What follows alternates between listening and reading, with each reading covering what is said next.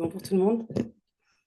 Je vois qu'il est 16h30, donc je propose qu'on commence. Bienvenue. Je suis ravie de vous accueillir dans cette pièce pour ceux qui sont parmi nous et en ligne pour ceux qui ont rejoint la formule webinaire de cette conférence sur le grand défi de l'eau auprès de Éric Servat, que je suis ravie d'accueillir à l'OCDE et qu'on co-organise avec Simon Porcher, professeur à l'Université Paris-Dauphine, Alexandre Mayol, professeur à l'Université de Lille, et Stéphane Saucier, qui est en ligne, professeur à l'IAE. Pour ceux que j'ai pas eu le plaisir de rencontrer à ce jour, je m'appelle Aziza Akmouche et je dirige la division à l'OCDE qui traite des problématiques de ville, de politiques urbaines et de développement durable, où est situé notamment le programme sur la gouvernance de l'eau et donc les travaux que l'on réalise dans cette belle maison sur l'eau depuis une vingtaine d'années.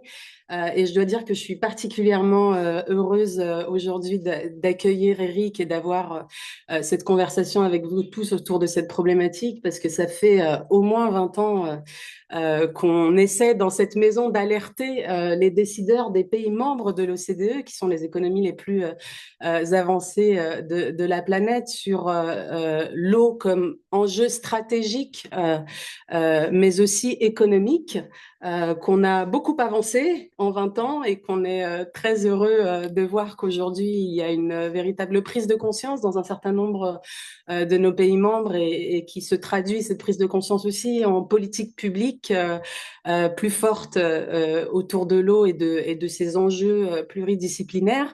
Mais c'est un travail de longue haleine et j'ai eu beaucoup d'empathie en lisant l'ouvrage d'Éric hier soir, parce que j'ai retrouvé un cheminement que vous décrivez comme étant personnel, mais qu'on pourrait presque traduire de façon institutionnelle dans ce qui a été aussi dans cette belle maison le parcours pour vraiment attirer l'attention sur ce qui n'est pas uniquement une problématique sectorielle, mais aussi, voire surtout, un levier, voire un frein au développement économique et donc au bien-être de nos citoyens. Donc, vraiment hâte d'entamer cette conversation.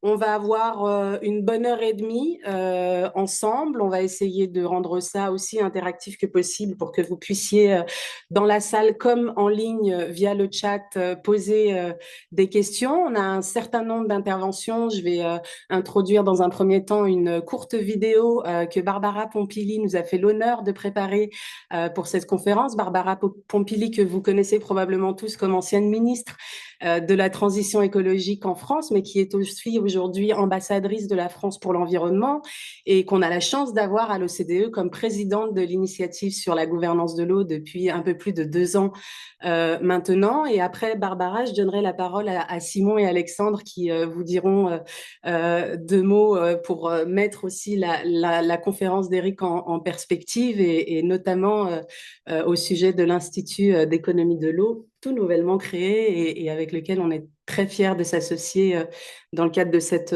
conférence. On aura une grosse demi-heure d'intervention d'Éric avec des diapositives que vous pourrez voir en ligne et dans la salle, ce qui devrait nous laisser une grosse demi-heure de questions-réponses sur le dernier temps de cette séquence. Et pour ceux qui ont la chance d'être dans la pièce, il y a un cocktail juste derrière. Donc, restez pour utiliser aussi le cocktail comme opportunité d'approfondir et d'échanger un peu plus si on manque de temps pendant la conférence. Voilà, sans plus tarder, peut-être Anna, je t'invite à projeter la vidéo de Barbara et ensuite on enchaîne avec Simon, Alexandre et Eric.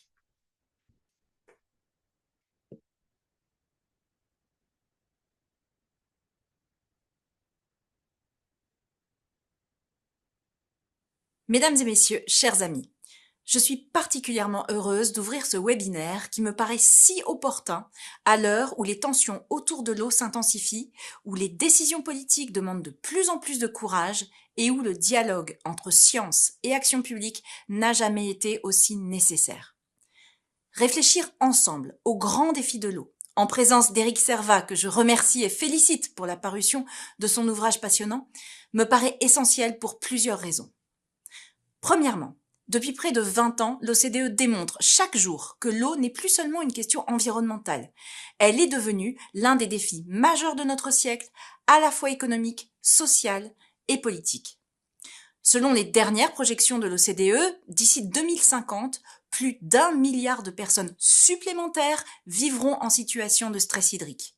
Et même si nous utilisons l'eau de manière plus efficace, la demande mondiale continuera d'augmenter de plus de 20%, portée par la croissance démographique, l'urbanisation et le développement économique.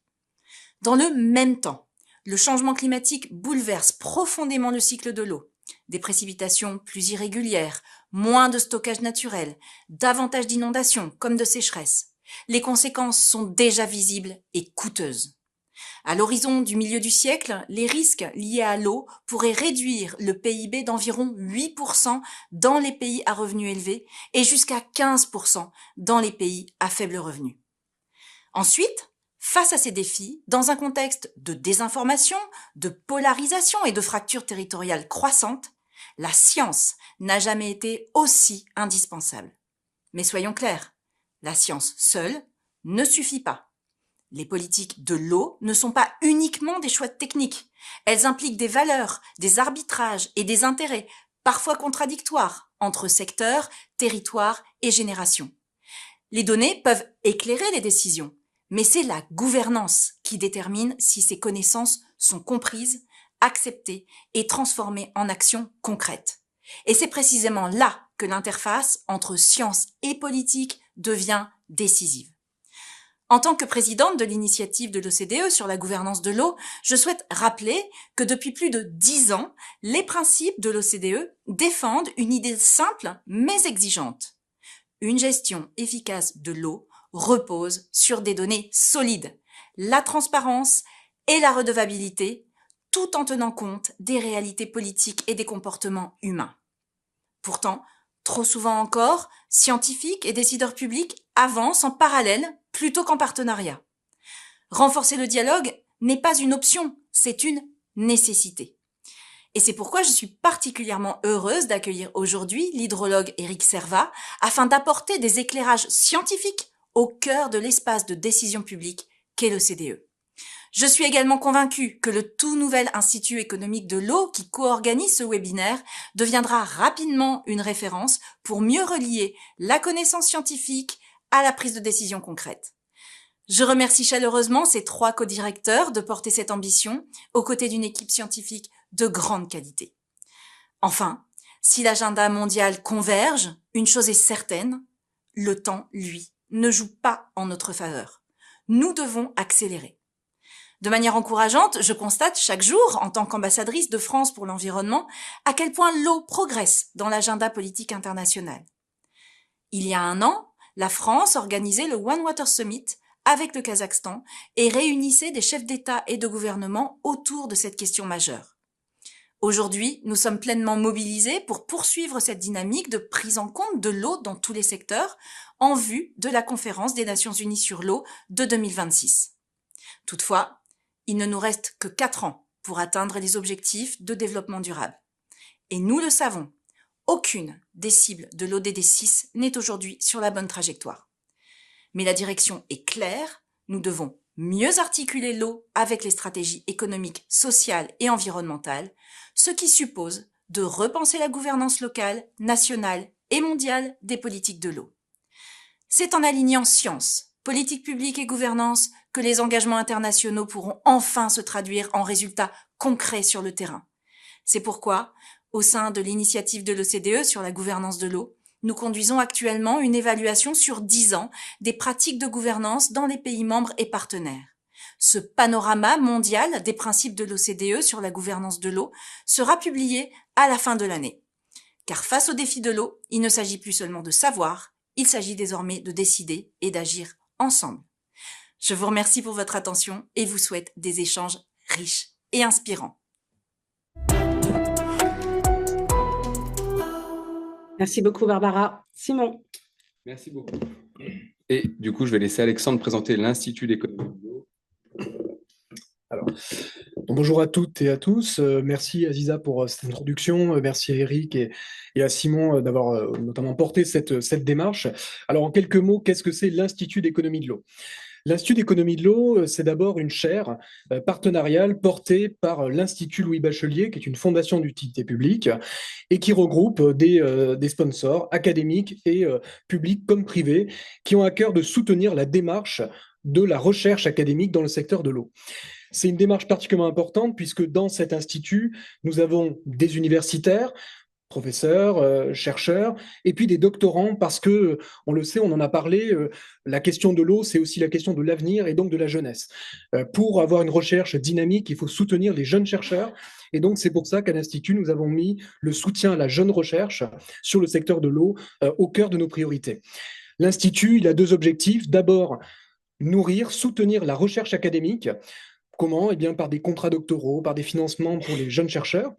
Et deuxièmement, et je crois que ça rejoint ce que disait Barbara Pompili, éclairer et participer au débat public. On l'a dit, les universitaires, on est souvent sollicités et on doit prendre notre part de responsabilité aussi dans le débat public, au risque aussi de prendre la parole et de risquer un engagement aussi de ce point de vue-là.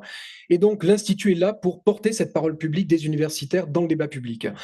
Je dirais finalement que la démarche d'aujourd'hui, elle est à l'image de ce qu'a dit Barbara Pompili, la démarche de l'Institut d'économie de l'eau et de l'OCDE, autour d'une même table, avoir des universitaires, des praticiens, des acteurs à la fois institutionnels, des entreprises, et tout ce monde-là qui peut discuter de mêmes enjeux pour penser les politiques de demain. Voilà donc l'objectif de cet institut qui est né il y a quelques mois, donc on est encore tout bébé, mais l'objectif c'est de continuer à donner eh bien, de l'ampleur à notre travail. Voilà, donc je vous remercie, puis je passe la parole à Simon. Merci beaucoup Alexandre. Alors, donc bonsoir à tous. Et j'ai l'honneur d'introduire Eric Servat, qu'on ne présente plus, mais je vais essayer de vous donner quelques pistes sur le livre. Alors, Eric pose cette question. Et si l'eau était le plus grand défi du XXIe siècle? Et il montre dans le livre que l'eau, ce n'est pas un problème unique, ce n'est pas un problème uniforme, ce n'est pas un problème qui touche aussi une seule zone géographique. C'est un problème justement qui est polyforme, c'est un polydéfi. L'eau, c'est lié à tout, à la sécurité alimentaire, à la santé publique, à la pollution, à la dignité humaine, aux inégalités. C'est lié à tous les objectifs de développement durable. Et c'est ce qu'Éric nous montre dans le livre. Alors, je vais citer un autre Éric qu'Éric apprécie. Alors, je vais savoir lequel des deux Éric apprécie l'autre, mais en fait, les deux s'apprécient. Éric Orsena, qui disait « Quand on donne accès à l'eau, ça veut dire qu'il faut avoir du courage politique. Qu'on a du courage politique parce qu'on donne de la liberté, on donne du pouvoir à la population. » Et l'accès à l'eau ne va pas de soi partout. Et ce qu'on voit aujourd'hui, c'est de plus en plus de l'eau qui est approvisionnée, qui est rationnée à certains moments ou à certains endroits. Il y a 10 ans à Sao Paulo, il y a eu des coupures d'eau qui ont affecté des millions de Brésiliens. L'Afrique du Sud, au Cap, a connu aussi des coupures d'eau, un rationnement de l'eau en 2018. À Bogota, plus récemment, en avril 2024, on a coupé l'eau une fois tous les 10 jours selon différents quartiers, en demandant à la population de s'organiser. Ces coupures d'eau, ce sont à la fois des défis, mais ce sont aussi des opportunités. C'est ce qui ressort dans le livre d'Éric Servat. Quand l'intelligence collective est là, on arrive à s'organiser, on arrive à trouver des solutions, on arrive à trouver des choses qui fonctionnent. Et ça, c'est un point fort d'optimisme qui est très présent dans le livre. Ce que montre aussi Eric, c'est que les enjeux sont très globaux et que les enjeux sont très différents d'un endroit à l'autre. On a vu là, dans le discours de Barbara Pompili, l'impact sur la croissance n'est pas du tout le même qu'on soit dans des pays industrialisés ou dans des pays émergents. Et Eric le dit à plusieurs reprises dans son livre, il y a deux mondes.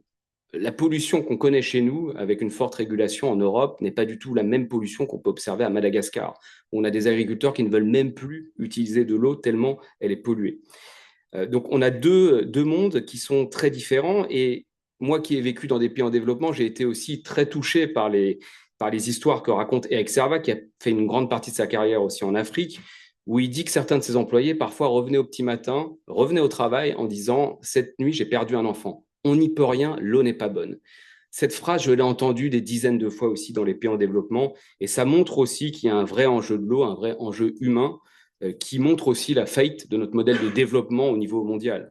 Il y a autant de personnes aujourd'hui qui ont accès à Internet que de personnes qui ont accès à un robinet chez eux. Il y a un vrai problème de gouvernance globale qu'il faut résoudre. Et ça montre aussi que l'eau est un bien commun global. Et donc, à l'échelle internationale, il y a des enjeux de gouvernance, des enjeux institutionnels qui se posent et qu'on doit prendre en compte, des enjeux de solidarité des enjeux aussi liés aux migrations qui vont venir en lien avec le manque d'eau. Personne ne peut être condamné à mourir de soif là où il vit. Et donc là, il y a un vrai enjeu aussi de solidarité, de gouvernance. Et c'est toutes ces questions, tous ces problèmes très globaux que l'on retrouve dans le livre d'Éric, à qui je passe maintenant la parole. Merci infiniment, Éric, de ta présentation. Merci beaucoup, merci pour cette présentation. Les diapos, c'est moi? D'accord, ok.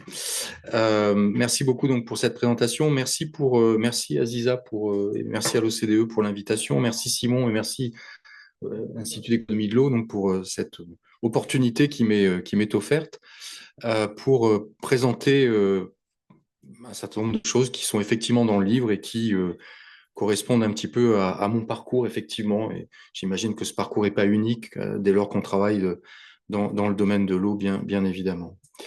C'est très bien. Je voulais juste, effectivement, je vais parler de la diversité des enjeux, ce que tu viens d'évoquer, Simon. Et je voulais juste dire un mot prendre une minute pour vous dire ce que c'est qu'un centre international de l'UNESCO, parce que vous voyez sur la pancarte qui est devant moi, il y a marqué IC Reward. Alors, IC Reward, c'est le centre international de l'UNESCO sur l'eau que je dirais fin 2020 par l'UNESCO, le gouvernement français et l'université de Montpellier. Donc l'idée, en fait, c'est d'avoir rassemblé un certain nombre de laboratoires de recherche soutenus par un grand nombre d'institutions, des universités, des écoles d'ingénieurs, des organismes nationaux de recherche.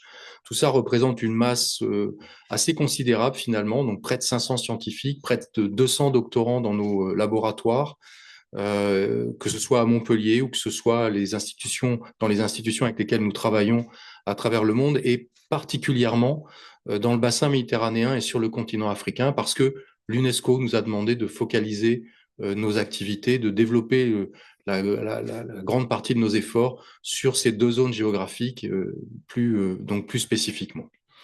Je vais passer là-dessus. Et donc, vous voyez qu'on a une activité qui, finalement, en peu de temps, a réussi à se construire, à se développer et à s'internationaliser véritablement, et en particulier donc sur les zones régionales que l'UNESCO nous avait demandé de mettre en avant. Voilà, je voulais juste dire un mot sur ce centre UNESCO, parce que dans le domaine de l'eau, il n'en existe pas d'autre en France, il n'y a que celui de Montpellier.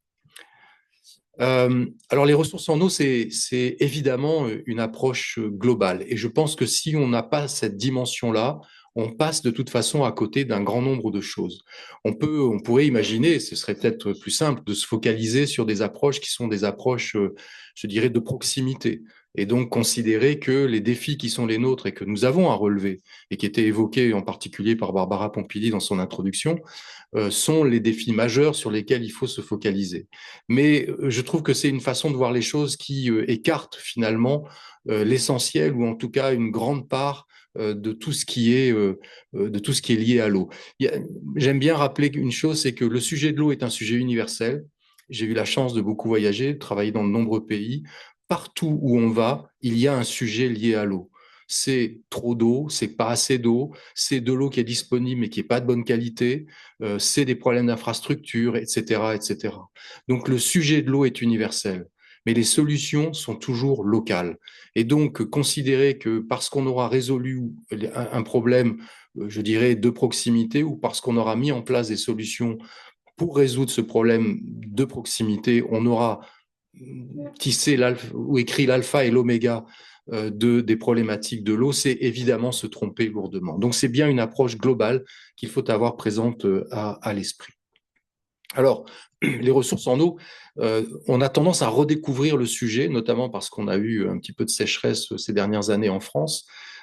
Mais c'est un sujet qui évidemment est extrêmement ancien, et d'ailleurs c'est un sujet qui est pratiquement équivalent à l'histoire de l'humanité, puisque toutes nos sociétés humaines se sont construites autour de l'eau, de sa proximité, de la lutte contre les excès, mais on avait toujours un lien à l'eau par rapport à la construction de nos sociétés. Donc, c'est un sujet ancien, comme on peut le voir ici à travers cette diapositive. On voit qu'il y a déjà plus de 2000 ans, on se posait ces questions-là. Alors, je voudrais juste revenir sur Matsuura, qui a été directeur général de l'UNESCO au début de ce siècle. Et je crois qu'il y a beaucoup d'endroits où finalement, 20 ans après ou une vingtaine d'années après, un certain nombre de choses qu'il disait sont toujours vraies en ce qui concerne la question de l'eau. Il disait, en dépit de l'importance de l'eau au regard de tous les aspects de la vie humaine, le secteur est affecté par un manque chronique de soutien politique, par une gouvernance inadaptée et par un important sous-investissement. Et il soulignait l'urgence d'un plan d'action si on souhaite éviter une crise mondiale de l'eau. Et je crois que finalement, dans de très nombreux endroits, on pourrait quasiment reprendre mot à mot tout ce qui avait été dit par M. Matsuura il y a une vingtaine d'années et constater que peu de choses ont changé depuis. Et puis Mme Azoulay, qui vient de quitter la direction générale de l'UNESCO, rappelait dans un de ses discours lorsqu'elle a pris ses fonctions, rappelait que l'eau est finalement sans doute un des marqueurs absolument essentiels et incontournables du changement climatique et de ses effets. Alors, je voudrais juste rappeler quelque chose, et on le voit très bien sur cette diapositive. Sur cette diapo, tout est en proportion. Donc, vous avez la sphère terrestre, vous avez l'eau qui est présente sur et dans la Terre, c'est la plus grosse de ces boules noires. Alors déjà, on est étonné puisque finalement, c'est la planète bleue, etc. Mais il faut bien avoir présent à l'esprit que l'eau, elle a beau occuper 72% de la surface de la planète, ça n'est qu'une très fine pellicule à la surface de cette planète. Je vous rappelle que le rayon terrestre est de l'ordre d'un peu plus de 5500 km et que les abîmes, les abysses pardon, les plus profonds font 11 km. Donc, c'est une pellicule de surface. Et puis, vous avez à côté de ce point-là, de cette première, vous avez un premier point noir, plus petit. Ça, c'est l'eau douce dont on dispose à la surface terrestre. Et puis, vous en avez un tout petit en dessous. Je ne sais même pas si au fond de la salle, vous le voyez. Ce tout petit point, c'est l'eau douce avec laquelle toute l'humanité doit se débrouiller au quotidien. C'est l'eau qui est facilement accessible. C'est celle des lacs, des cours d'eau, des rivières, etc. Donc, il faut se débrouiller avec ça. Parce que vous avez finalement moins de 3% de l'eau qui est douce. Tout le reste, c'est de l'eau salée. Et sur ces 3%, il y en a moins de 1 qui nous est facilement accessible. Donc ça, c'est vraiment quelque chose qu'il faut avoir présent à l'esprit.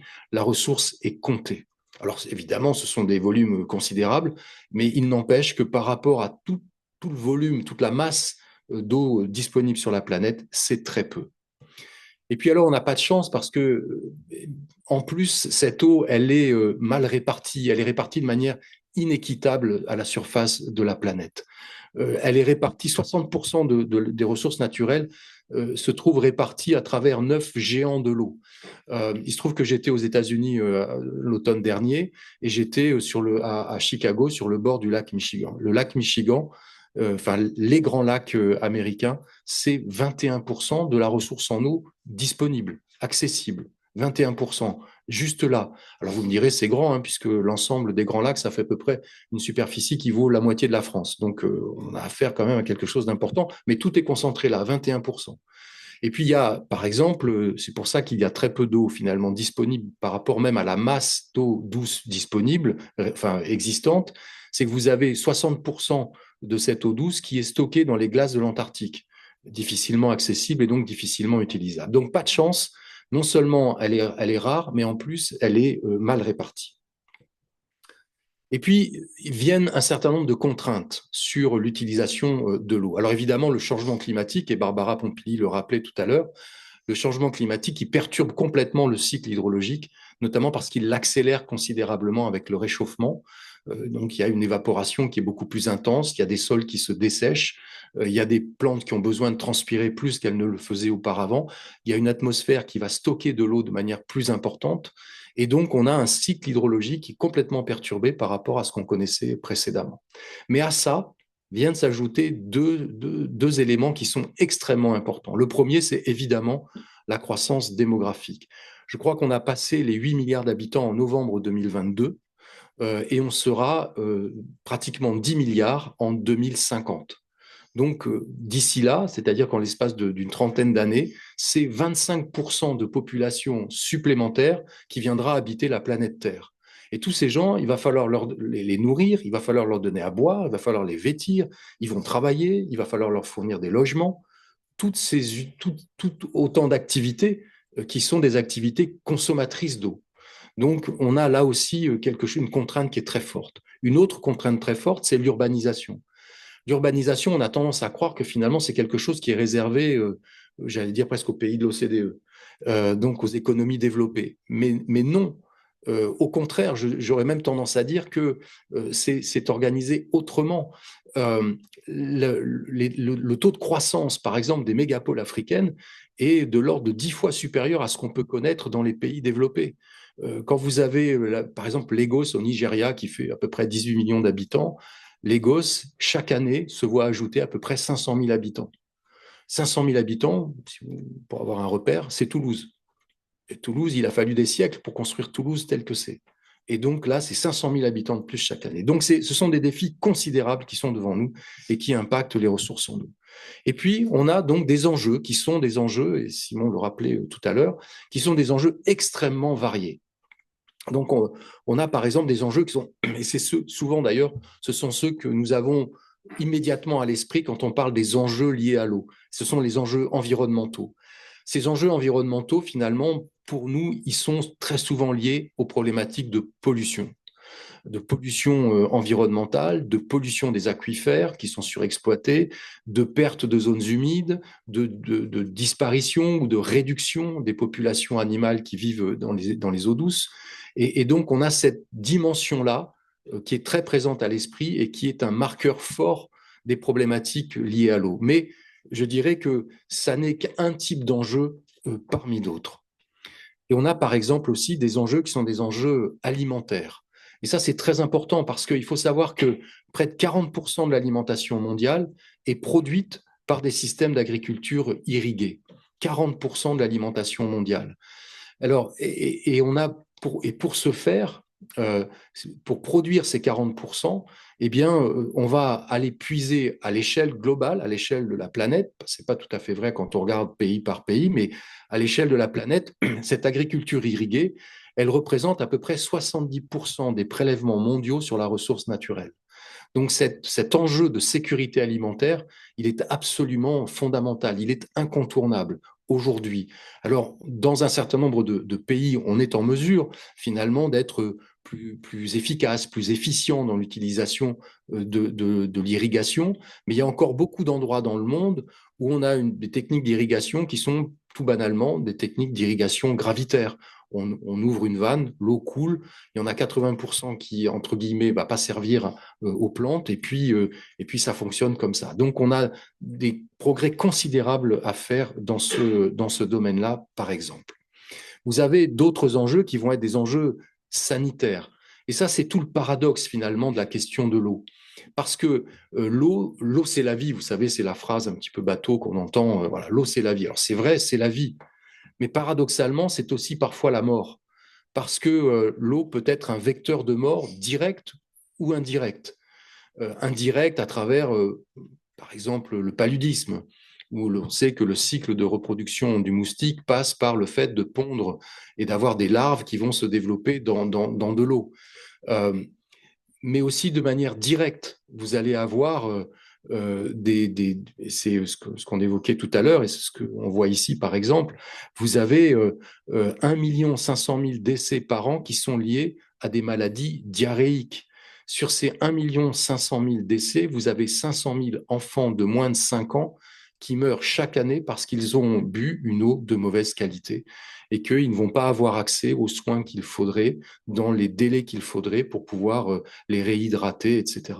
Et donc ça, c'est terrible d'imaginer ça encore aujourd'hui, je dirais entre guillemets, dans le confort qui est le nôtre au regard de tous ces sujets de pollution et d'impact sanitaire en matière de questions liées à l'eau.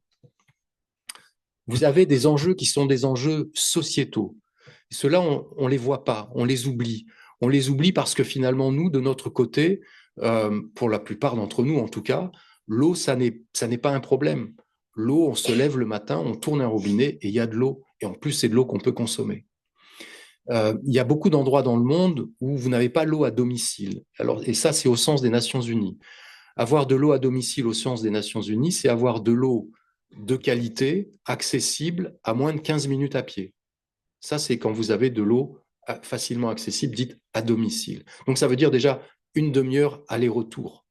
Et pour ceux ou celles qui vont chercher de l'eau, c'est une demi-heure aller-retour à pied avec des bidons d'eau, etc. Et peut-être un trajet à refaire plusieurs fois dans la journée. Et qu'est-ce qu'on observe? On observe que dans 80% des cas, ce sont les femmes et les filles qui vont chercher de l'eau. Et on a regardé comment ça se passait parce que lorsque les filles vont ou accompagnent leur mère pour aller chercher de l'eau, bien évidemment, elles ne vont pas à l'école. Et l'UNESCO a regardé d'un petit peu plus près ça et a pu faire une sorte de décompte. Alors, c'est sans doute un ordre de grandeur, mais c'est assez significatif quand même. Ça veut dire que chaque jour dans le monde, vous avez 200 millions d'heures de scolarité qui sont perdues pour les filles parce qu'elles vont chercher de l'eau. Et pendant ce temps-là, ce sont 200 millions d'heures pendant lesquelles leurs frères vont à l'école.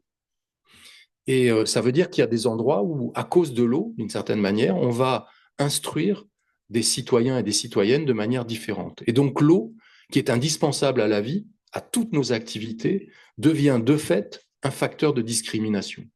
Et ça, il faut avouer que c'est quand même bien un drôle de paradoxe là aussi, surtout qu'en général, c'est je dirais, dans des pays dans lesquels les femmes n'ont pas besoin qu'on rajoute des facteurs de discrimination supplémentaires. Donc cette dimension, ces enjeux sociétaux, ils sont absolument considérables. Juste un chiffre en passant aussi, vous avez 3 milliards d'humains aujourd'hui qui ne peuvent pas se laver les mains dans de bonnes conditions. 3 milliards d'humains pour un geste qui nous semble d'une telle banalité. Vous avez des enjeux qui sont des enjeux économiques, financiers, bien évidemment. Les inondations, c'est 1/3 des catastrophes naturelles. C'est 1/3 des coûts liés à ces catastrophes naturelles. Et c'est 70% des dégâts en vie humaine, donc de la mortalité qui est liée à ces catastrophes naturelles. Vous avez des enjeux de marché financier. Alors, c'est difficile d'arriver à faire une vraie estimation parce que les définitions finalement sont pas toujours les mêmes, mais globalement, on peut considérer qu'on est entre 400 et 500 milliards de dollars par an en matière de marché mondial de l'eau et du traitement des eaux usées. C'est sans doute pas le plus gros marché du monde, mais c'est sans doute pas non plus le plus faible. Donc, il y a de vrais enjeux autour de la question de la gestion de l'eau et du traitement des eaux usées. Et puis, on a des besoins d'investissement. Ces besoins d'investissement sont aujourd'hui loin du compte par rapport à ce qu'il faudrait. Et notamment, j'entendais tout à l'heure Barbara Pompili qui évoquait le fait qu'aucune des cibles de l'ODD 6, qui est celui consacré à l'eau, n'est en voie d'être atteint, il faut dire les choses. C'est notamment parce que ça manque considérablement d'investissement et d'investissement nécessaires pour résoudre un certain nombre de problèmes. Il y a des choses qu'on sait faire, mais qu'on ne peut pas faire parce qu'on n'a pas les financements qui vont avec. Et puis, il y a des enjeux qui sont des enjeux politiques et géopolitiques. Alors, on pourrait, là, je veux dire, on pourrait faire toute une conférence rien que sur cet enjeu-là, tellement c'est considérable dans le monde. Je vais juste... On a fait un petit décompte, les Nations Unies ont fait un petit décompte, et vous avez à peu près 400 rivières et aquifères transfrontaliers qui peuvent constituer un enjeu conflictuel dans un avenir proche, d'après le décompte fait par les Nations Unies. 400 endroits dans le monde où on partage la ressource et où finalement ça pourrait devenir quelque chose de conflictuel. Et puis il y a un certain nombre d'endroits dans le monde, notamment on voit ici quelques zones de tension forte autour de l'eau. Je vais dire un mot du bassin du Nil, mais juste un mot rapide sur le Brahmapoutre. La Chine a démarré en juillet dernier la construction d'un barrage sur le Brahmapoutre qui doit à terme produire 60 gigawatts. 60 gigawatts, si je ne me trompe pas, c'est à peu près l'équivalent du parc nucléaire français, ou à peu de choses près, hein, c'est l'ordre de grandeur en tout cas, et c'est 3 fois le barrage des Trois Gorges, qui était déjà un barrage immense. Donc il y a de vrais enjeux là, et c'est vrai que les Indiens et le Bangladesh sont quand même pas très tranquilles en ce qui concerne la ressource en eau et l'avenir du Brahmapoutre. Juste un mot sur le barrage de la Renaissance éthiopienne, parce qu'il est assez symptomatique de ce qu'on peut imaginer justement comme type de tension. le Nil, en fait, le Nil pour l'Égypte, c'est tout. Pour faire simple, vous avez 3% de l'eau du Nil qui va se jeter directement en Méditerranée. Le reste, tout est utilisé à un moment donné. C'est consommé, c'est prélevé, mais à un moment donné, quasiment tout est utilisé de cette manière-là. 3% seulement en Méditerranée. Et vous avez le grand barrage d'Assouan qui régule les crues et qui assure donc des approvisionnements et une régularité de ces approvisionnements. Et puis donc, l'Éthiopie a décidé qu'elle pouvait elle aussi profiter du Nil et elle a construit. Et le remplissage est largement entamé maintenant. Donc ce barrage de la Renaissance éthiopienne à la frontière avec le Soudan sur le Nil bleu. Et c'est un barrage qui fait 50 milliards de mètres cubes d'eau. Alors, pour vous donner une idée, parce que souvent, quand on est sur de tels chiffres, on ne mesure pas bien ce que ça peut représenter. 50 milliards de mètres cubes d'eau, grosso modo, c'est ce que le Rhône amène à la Méditerranée chaque année.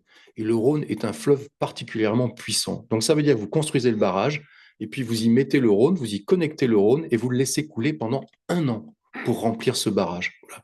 Si vous imaginez le volume que ça peut représenter, c'est colossal. Et donc on comprend que les Égyptiens, si dépendants de la ressource que représente le Nil, puissent être inquiets à l'idée de voir ce barrage exister, parce que, alors il y a la phase de remplissage. Après, vous me direz si c'est pour produire de l'hydroélectricité, qui est un des objectifs affichés, finalement c'est de l'eau qui va passer et puis qui va être rejetée, mais il y a aussi la volonté de développer beaucoup d'irrigation à partir de la réserve en eau que constitue ce barrage. Donc on imagine et on comprend bien les tensions que cela peut créer, que la question de l'eau peut créer par endroits dans le monde, effectivement, et il y a cette réalité.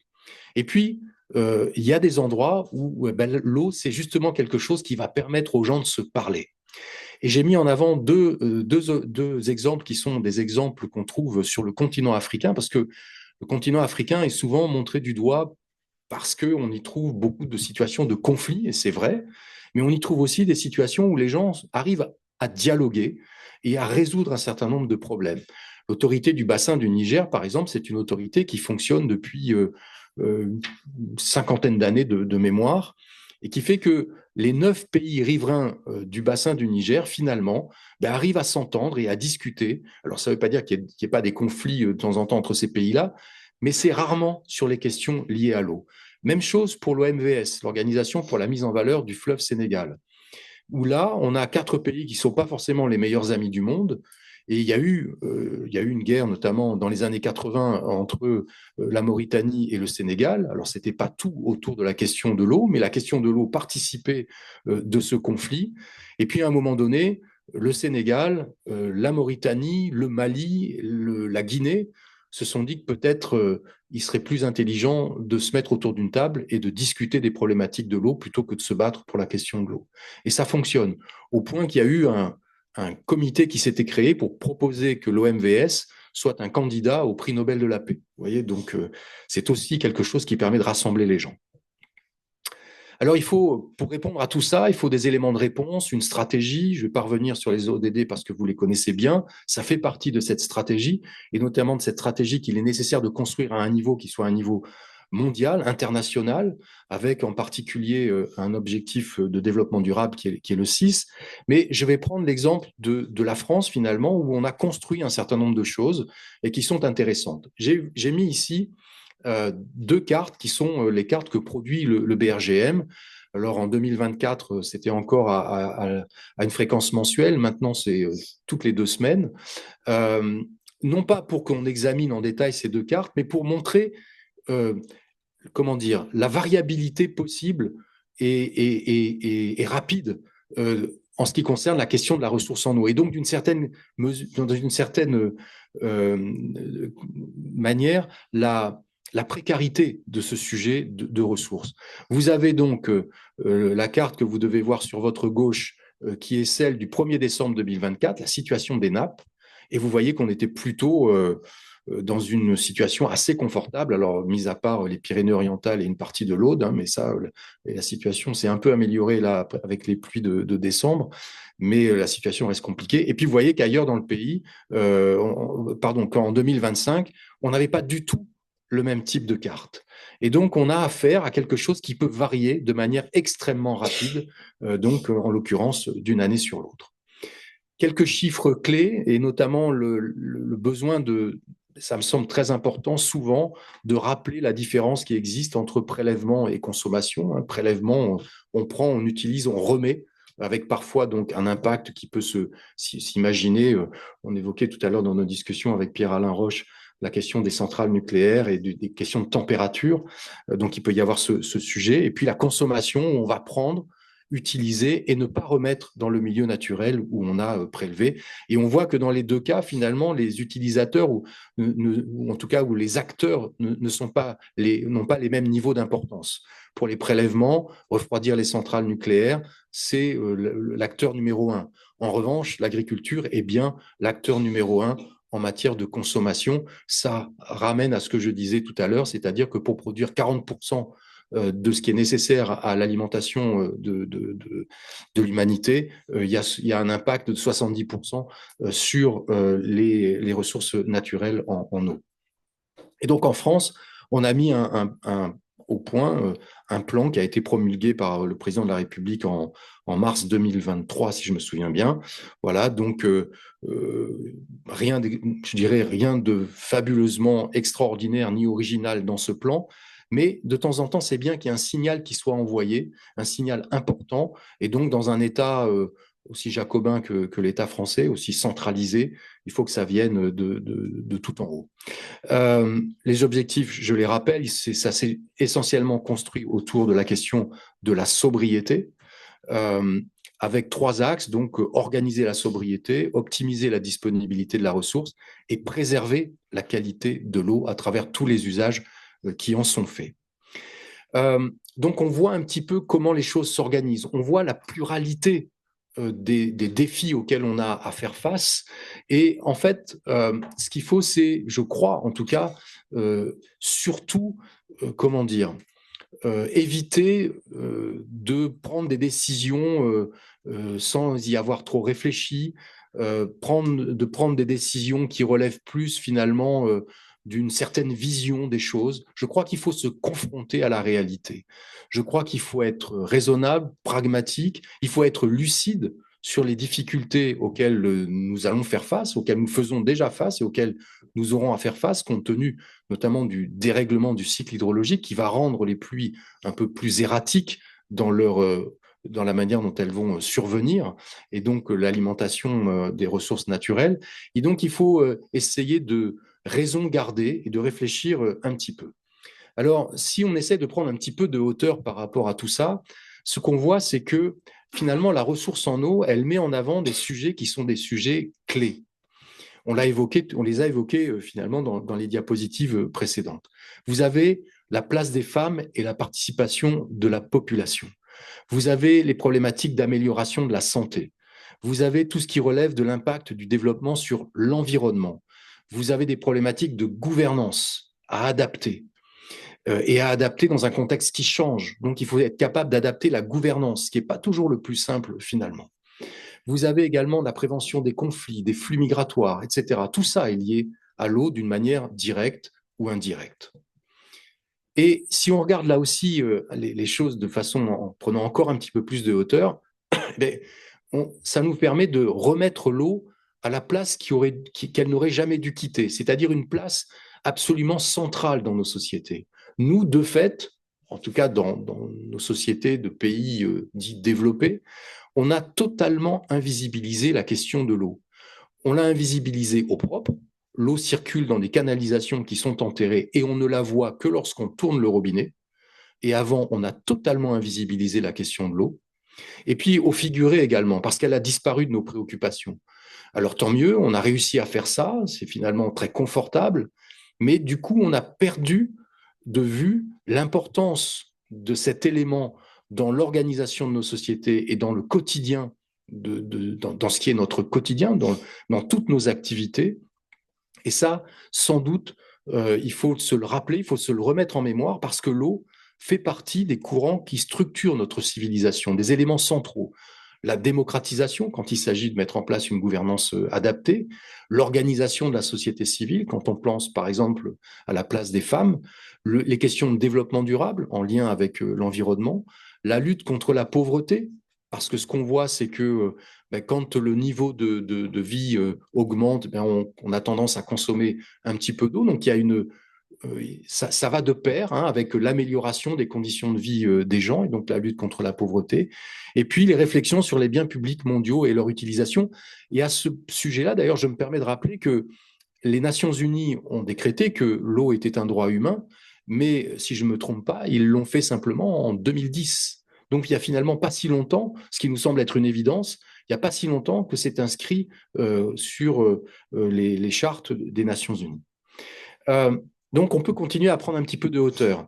Je regarde, je surveille ma montre. Ça ira. Donc, on peut continuer à prendre un petit peu de hauteur. On sait et on voit, on se rend compte de ce que l'eau est un sujet qui est difficile parce qu'il se définit par sa transversalité et son absolue nécessité. Toutes nos activités dans nos sociétés humaines sont liées à un moment donné, directement ou indirectement, à l'eau. Et encore une fois, on l'avait complètement oublié. Et donc ça veut dire que ça va multiplier à l'infini le nombre d'acteurs qu'il va falloir intégrer dans nos raisonnements et dans nos processus de décision. Barbara Pompili évoquait tout à l'heure la notion d'arbitrage, de choix, de décision. Et donc ça veut dire forcément à un moment donné faire en sorte que les gens se parlent et acceptent des compromis. C'est pas le plus simple.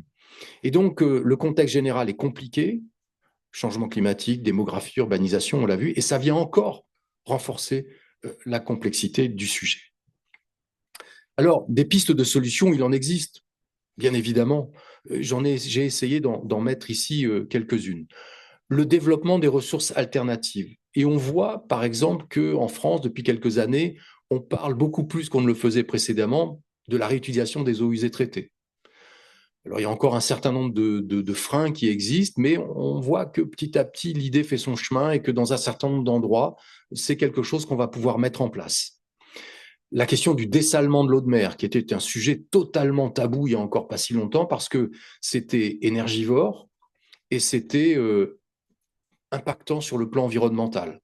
Et qu'est-ce qu'on voit? Enfin, moi, je le vois en tout cas dans un certain nombre d'équipes et de laboratoires du centre UNESCO à Montpellier. Eh bien, on travaille pour mettre au point des méthodes, des technologies qui soient moins consommatrices d'énergie et qui permettent ensuite d'être beaucoup moins impactantes sur le plan environnemental. La collecte des eaux de pluie, etc. Je ne vais pas toutes les passer en revue, mais il y a un certain nombre de ressources alternatives sur lesquelles on essaye de travailler avec l'objectif d'épargner au maximum la ressource naturelle pour que celle-ci soit privilégiée dans la perspective de la production d'eau potable. Il faut impliquer les acteurs et protéger les écosystèmes. Alors, le principe pollueur-payeur, dont il est finalement pas toujours mis en place de la manière sans doute la plus efficace ou en tout cas la plus régulière possible. Et puis, il y a des besoins de transition. Et ça, c'est très fort. Il faut des transitions agricoles, il faut des transitions industrielles. Il faut donc imaginer qu'on puisse sélectionner des espèces végétales qui vont être plus résistantes à la chaleur, moins consommatrices d'eau. Il va falloir arriver à des techniques d'irrigation qui soient plus efficaces, qui permettent une plus grande efficience de l'utilisation de la moindre goutte d'eau. Il va falloir que dans le domaine industriel, sans doute, on travaille sur le recyclage de l'eau, réutiliser l'eau de nombreuses fois avant de pouvoir la rejeter, et puis traiter cette eau avant de la rejeter et la traiter de manière efficace. Là aussi, il y a plein de pistes sur lesquelles on peut travailler. Il faut réhabiliter les réseaux d'adduction d'eau potable. Alors ça, on en parle beaucoup. Simon en a parlé dans son livre lui aussi.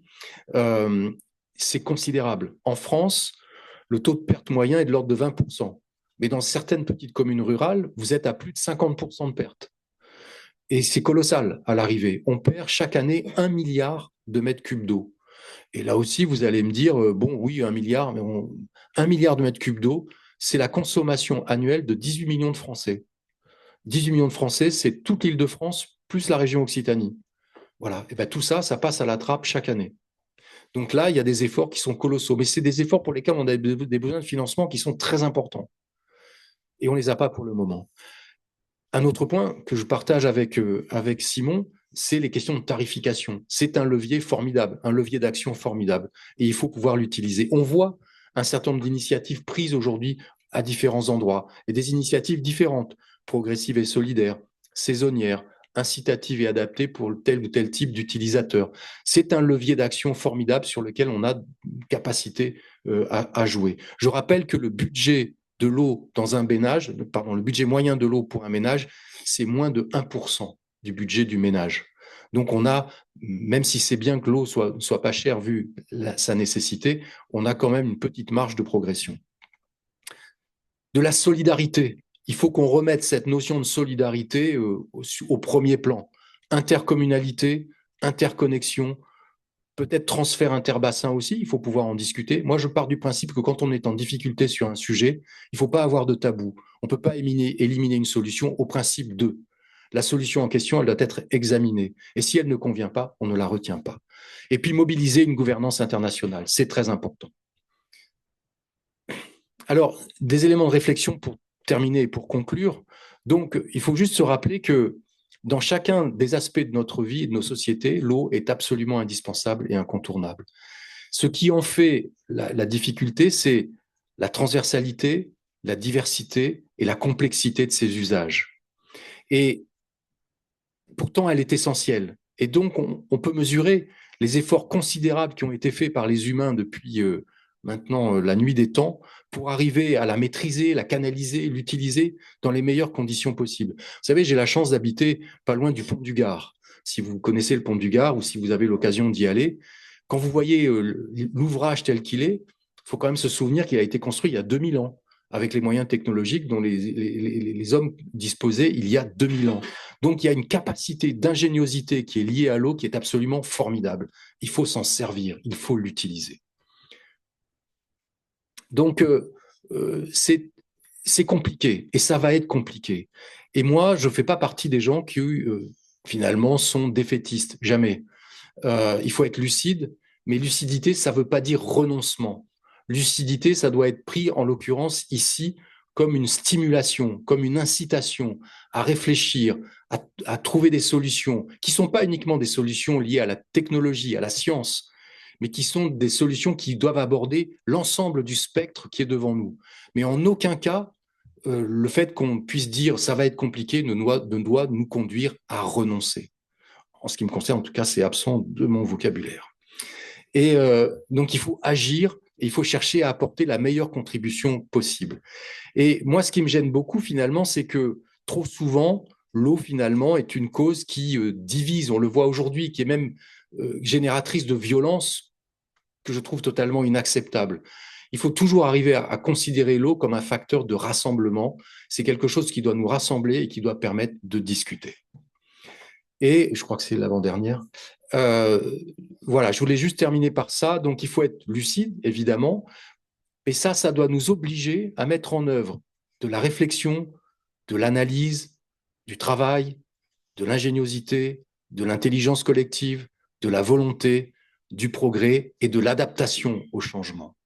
Il faut être lucide en ce sens qu'il faut qu'on change absolument notre culture et notre regard sur l'eau. On l'a invisibilisé trop longtemps, il faut aujourd'hui désinvisibiliser l'eau dans nos sociétés. C'est essentiel. Et ça, c'est sans doute la première étape que nous devons franchir. Et donc, il faut être absolument déterminé au regard de l'eau, parce que de toute façon, il n'y a pas de vie sans eau, il n'y a pas d'activité sans eau, il n'y a pas de société humaine sans eau. Donc, il faut qu'on soit déterminé. Nous connaissons les changements qu'il faut mettre en œuvre pour pouvoir nous adapter. Et donc, c'est ça qu'il convient de réaliser.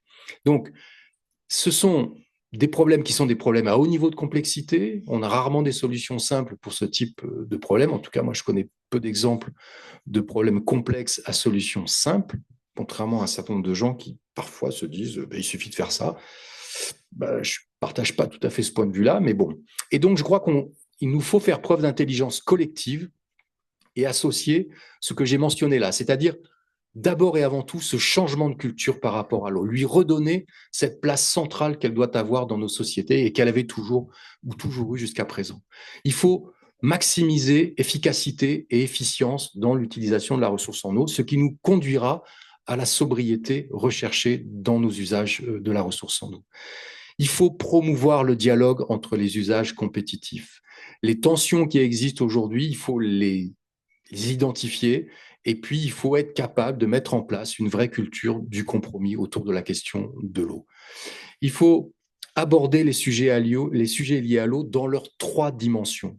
Et c'est notamment en les abordant à travers ces 3 dimensions, environnementale, économique et sociale, qu'on sera capable de réduire les tensions qui existent autour des questions liées à l'eau. Si on privilégie de manière trop importante un de ces domaines, il y a toujours quelqu'un qui se sentira lésé dans les arbitrages qui seront pris au bout du compte. Donc il est essentiel d'aborder les choses sous cet angle triple, environnemental, économique et social. Et puis, parce que je reste un scientifique, je crois qu'il faut aussi ne pas oublier et ne pas dénigrer l'apport de la science et de la technologie. Alain Aspect disait, nous ne réglerons pas les problèmes de la planète contre la science, mais avec elle. Donc je me suis permis de paraphraser et de dire, nous ne réglerons pas les problèmes de l'eau contre la science, mais avec elle. Voilà, et je terminerai là-dessus avec juste une petite citation que j'aime bien de la part d'Alexis de Tocqueville. Alexis de Tocqueville disait « Je vois bien ce qui est, je ne désespère pas de ce qui sera ». Voilà, je vous remercie.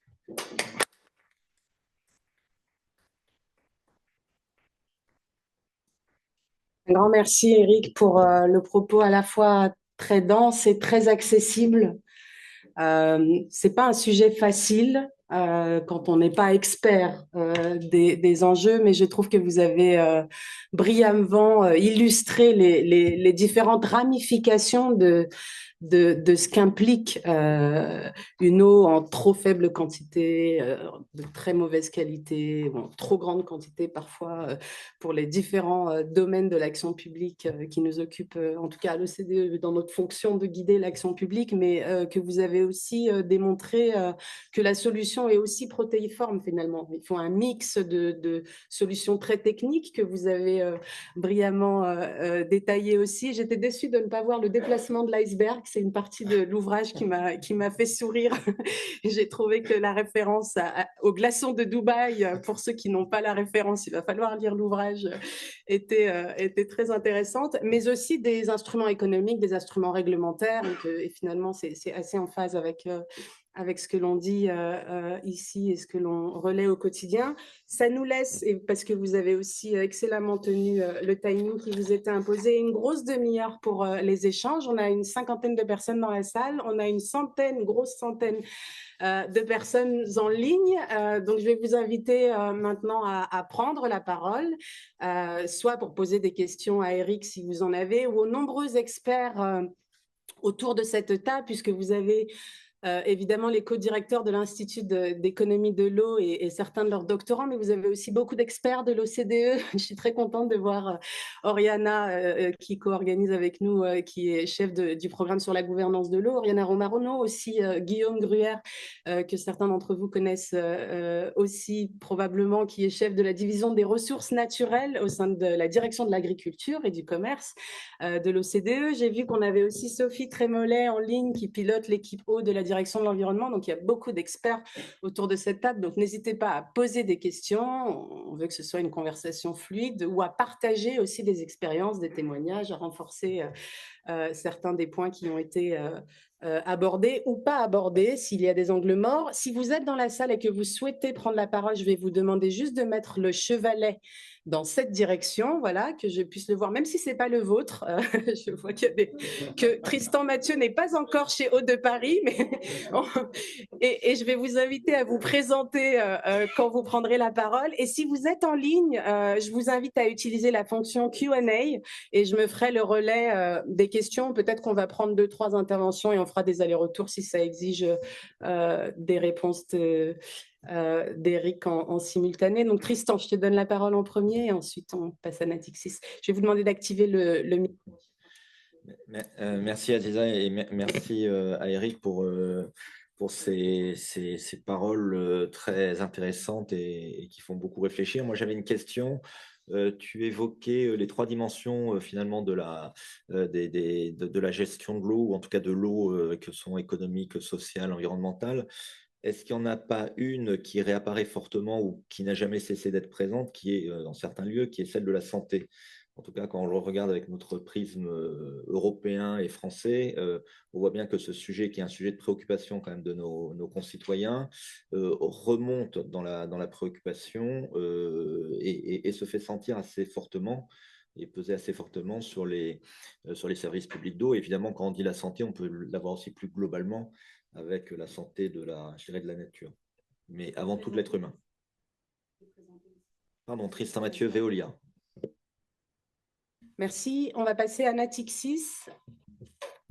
Julien Michel, je suis industrie bancaire transport environnement chez Natixis. Alors peut-être pour donner un espoir peut-être, quand on voit les montants d'investissement, ce qu'il faut dire, c'est que il y a des investisseurs qui sont prêts à le financer, ces investissements. Nous, on est assez actifs à travers notre Green Hub pour la mise en place de financement green et sustainable, et on a mis en place pour un certain nombre d'acteurs, dont certains sont dans cette salle, des financements comme les Blue Bonds ou les Green Loans ou Green Bonds qui financent directement des projets d'eau. Mais aujourd'hui, il y a beaucoup de demandes côté investisseurs, mais il n'y a pas beaucoup de sujets investissables parce que justement pour des problèmes de gouvernance et de décision publique. Aujourd'hui, on parlait des renouvellements de réseau. Les renouvellements de réseau en France, c'est pas les opérateurs privés qui opèrent les réseaux qui auraient de la mauvaise volonté et qui décident de ne pas investir. C'est simplement que les décideurs publics ne prennent pas cette décision. Peut-être pour compléter ces deux questions, Eric, je vais en ajouter deux et peut-être vous inviter à une première réaction et ensuite on aura d'autres itérations. On nous dit en ligne que le volet humanitaire est un peu l'angle mort de l'intervention. Alors je sais qu'une grande partie de votre carrière et toute la première partie d'ailleurs de l'ouvrage y est consacrée, mais si vous pouvez élaborer un peu sur le sujet et renvoyer à l'ouvrage pour plus de détails.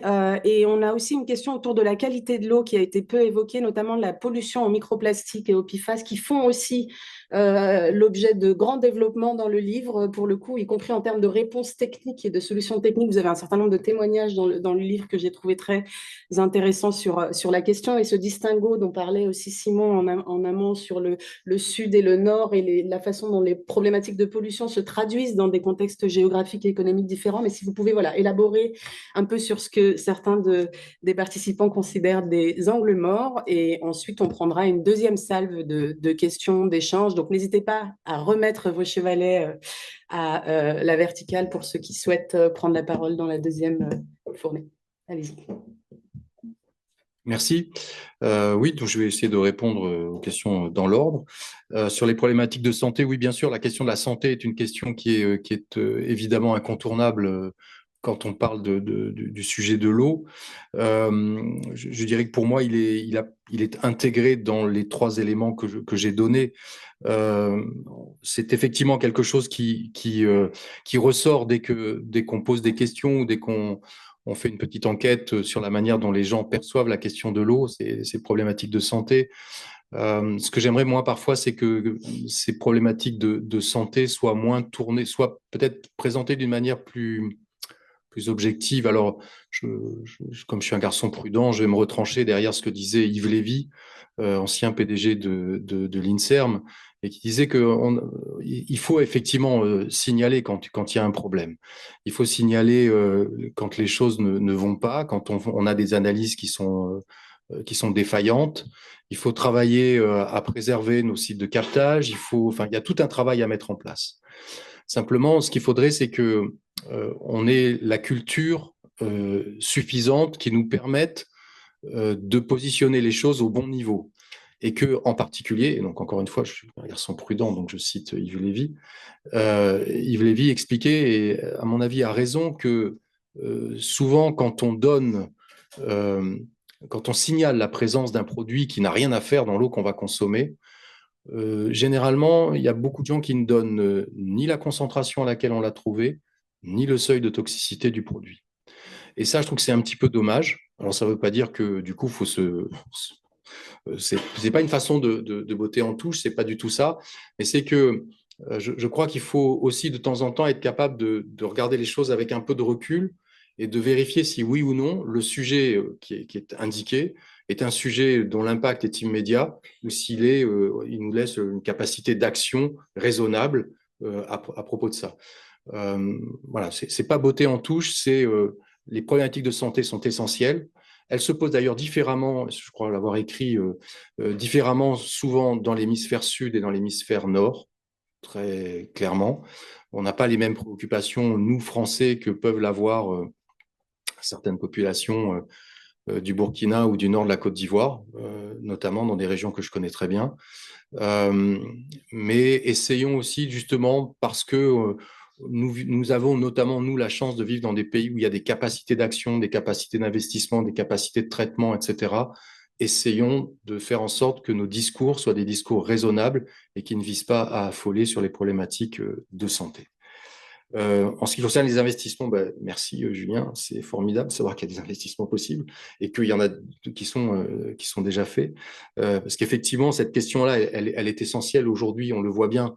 Alors, il y a des endroits où on arrive à faire, il y a des endroits où on voit combiner différents types de travaux d'aménagement des voies urbaines et donc à ce moment-là, on en profite puisque de toute façon, il faut refaire les rues. Donc, on va ouvrir, on va changer les canalisations. Donc, il y a plein de choses comme ça qui peuvent se mettre en place. Mais on voit qu'il y a beaucoup d'endroits, et notamment dans des communes, des petites communes qui ont des moyens limités, où les investissements sont pas là et où effectivement les décideurs publics feront pas cet engagement-là. Parce que voilà, c'est trop. C'est là où, à titre personnel, c'est vraiment un point de vue personnel, j'ai beaucoup regretté que il y a eu un retour en arrière sur le fait que la question de l'eau ne soit plus systématiquement confiée au niveau des intercommunalités. Voilà. Parce que c'est se priver d'une vraie capacité d'intervention et d'action. Et ça, je trouve que pour moi, c'était un retour en arrière, compte tenu justement du niveau d'investissement nécessaire aujourd'hui. Sur la question de l'angle humanitaire, oui, c'est vrai que finalement, c'est un peu paradoxal parce que j'ai passé sur le terrain beaucoup d'années de ma vie en Afrique pour travailler. D'abord, j'ai grandi en Afrique. J'ai eu cette chance et donc ça m'a sensibilisé sans doute très tôt à la question de l'eau. Quand on est un petit garçon et qu'on voit l'eau tomber, notamment dans les pays sahéliens, au Burkina par exemple, au mois de juin, et qu'on se rappelle que la pluie précédente, elle était en septembre, on se dit quand même, puis quand on voit les gens heureux, on prend conscience quand même de la valeur de l'eau, de ce que ça peut représenter au quotidien pour les uns et pour les autres. Et puis, justement, cette question humanitaire, elle est très forte. Elle est très forte à plusieurs niveaux. D'abord, sur le plan des maladies, moi, je trouve que j'ai eu la chance, quand j'étais un jeune hydrologue, de travailler sur un immense programme qui était le programme de lutte contre l'onchocercose. L'onchocercose, pour ceux qui ne connaissent pas cette maladie, c'est une maladie qui vous est transmise par des simuli. Les simuli, c'est des petites mouches noires qui vont vous piquer et qui, quand elles vous piquent, si elles-mêmes sont porteuses, vont vous coller un petit verre, là, des filaires, qui vont remonter et qui vont se concentrer au niveau de l'œil. Et donc, à force d'être piqué, et on peut être piqué dans certaines régions, je suis allé en Guinée dans des endroits où on était vraiment piqué beaucoup, vous pouvez être piqué 100, 150 fois par jour. Et donc, finalement, vous allez concentrer une masse de ces filaires importantes et vous allez perdre la vue. Et il y a comme ça des images qui traînent où on voit des gens un peu âgés avec la main sur l'épaule d'un petit garçon ou d'une petite fille qui les guide parce qu'ils sont devenus aveugles à force d'être piqués. Et l'Organisation mondiale de la santé avait décidé de combattre l'onchocercose. Et il y a eu un grand programme qui s'est mis en place sur l'Afrique de l'Ouest, l'Afrique centrale, sur toutes ces régions qui étaient propices à l'existence des simuli. Et moi, ce qui m'avait frappé, donc j'avais eu la chance de voyager en hélicoptère dans cette région, ce qui m'avait frappé, c'est que alors la simuli, juste un petit mot, je ne vais pas faire d'entomologie, mais la simuli, dans son cycle de reproduction, elle a besoin d'une eau de bonne qualité. Et donc, elle va être plutôt sur le haut des bassins hydrographiques, là où il y a un peu de courant, donc l'eau est oxygénée, donc l'eau est de qualité. Et donc, c'est là aussi où les gens vont plutôt tendance à avoir, où ils vont aller s'installer. Il y a une eau de qualité, il y a de l'eau et elle est de qualité. Et donc, encore un paradoxe lié à l'eau, c'est-à-dire que là, il y a de l'eau, elle est de qualité, c'est donc là que les gens viennent, mais c'est là qu'ils vont être malades parce que la simuli, elle a besoin de pondre ses œufs et ses larves vont se développer dans une eau de qualité bien oxygénée. Et, euh, et donc, j'ai participé à un grand programme sur 2 500 000 km², où moi, mon job à moi, c'était de faire des modèles de prévision de débit pour que les hélicoptères et les avions qui partaient le lundi matin et qui tournaient toute la semaine dans la région et qui faisaient des lâchers de larvicides dans les cours d'eau puissent lâcher les bonnes quantités de larvicides dans l'eau.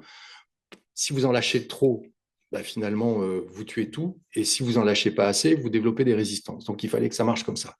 Et donc, j'ai eu la chance de travailler. Je parle souvent d'intelligence collective.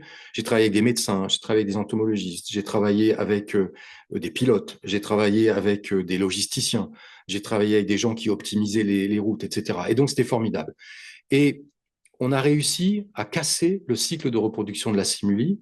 En plus, parallèlement, s'est développé un médicament, l'ivermectine, qui permet de vivre avec les filaires en question sans devenir aveugle. Et j'ai la fierté oui, c'est une vraie fierté, d'avoir participé à un programme qui, depuis le début des années 2000, a probablement permis à 19 millions d'enfants de naître en sachant qu'ils ne deviendront pas aveugles du fait de l'onchocercose. Et on voit les gens revenir dans ces populations, dans ces régions de l'Afrique qui avaient été désertées. Donc ça, c'est une grande fierté. Et cette dimension-là, pour moi, elle est essentielle, elle est constructive. Pour moi, l'eau, c'est d'abord les gens. Et dans tout ce que je fais, et dans tout ce que j'essaye d'imaginer, dans tout ce que j'essaye de construire, dans les discussions que je peux avoir, parfois avec des gens qui ont une vision des choses un peu technocratique, je me permets toujours de rappeler que l'eau, c'est d'abord les gens. D'une manière ou d'une autre, c'est d'abord les gens. Donc ça, c'est essentiel. Donc ce côté humanitaire, il est extrêmement présent dans tout ce que je fais. Les questions de pollution, bien sûr, les PFAS, les microplastiques, etc., oui, c'est là où j'en veux aussi à un certain nombre de gens parfois, c'est que on oublie, et merci Aziza d'avoir rappelé que dans le livre, il y a un certain nombre de témoignages, et je pense que c'est important de montrer qu'il y a des acteurs qui interviennent dans tous les domaines. Et donc, souvent, on déclare qu'il y a effectivement une problématique, qui est une problématique de pollution, de contamination, etc. Et puis, inconsciemment, ou parfois, j'aurais tendance à dire parfois sciemment, on oublie de rappeler qu'il y a aussi des méthodes qui existent pour traiter le sujet. Et qu'il y a tous les jours, et là, le directeur d'un centre de recherche qui parle, il y a tous les jours, et je peux vous le garantir, tous les jours, dans des laboratoires, mais aussi ailleurs que dans le monde académique, dans les grandes sociétés du domaine, dans les régies publiques, etc. Vous avez tous les jours des gens qui travaillent pour mettre au point des solutions, pour parer à ce genre de difficultés, pour s'adapter à un contexte qui change. Donc oui, il y a effectivement, on constate un certain nombre de choses, mais il y a aussi tous les jours une capacité d'action, une capacité de recherche pour mettre au point ce qui nous permettra d'aller mieux et d'aller vers une eau de meilleure qualité et de se débarrasser d'un certain nombre de choses.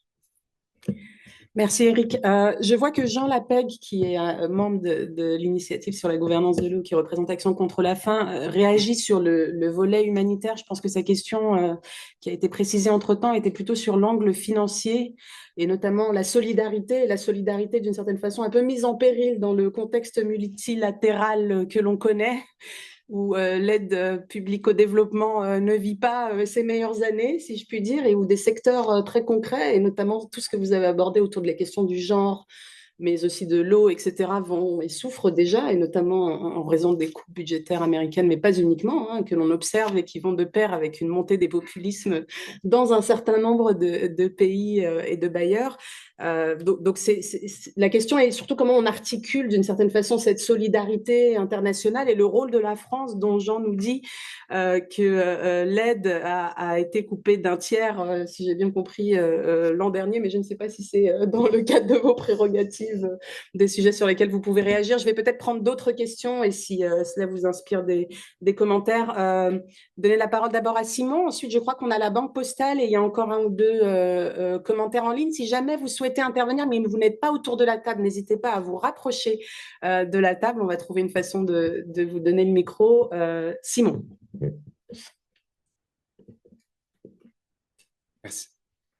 Merci beaucoup, Eric, pour la présentation. Alors, peut-être dans les solutions, il y a deux choses qui n'ont pas été évoquées directement sur le slide, du moins, mais je pense que ça faisait partie du « etc ».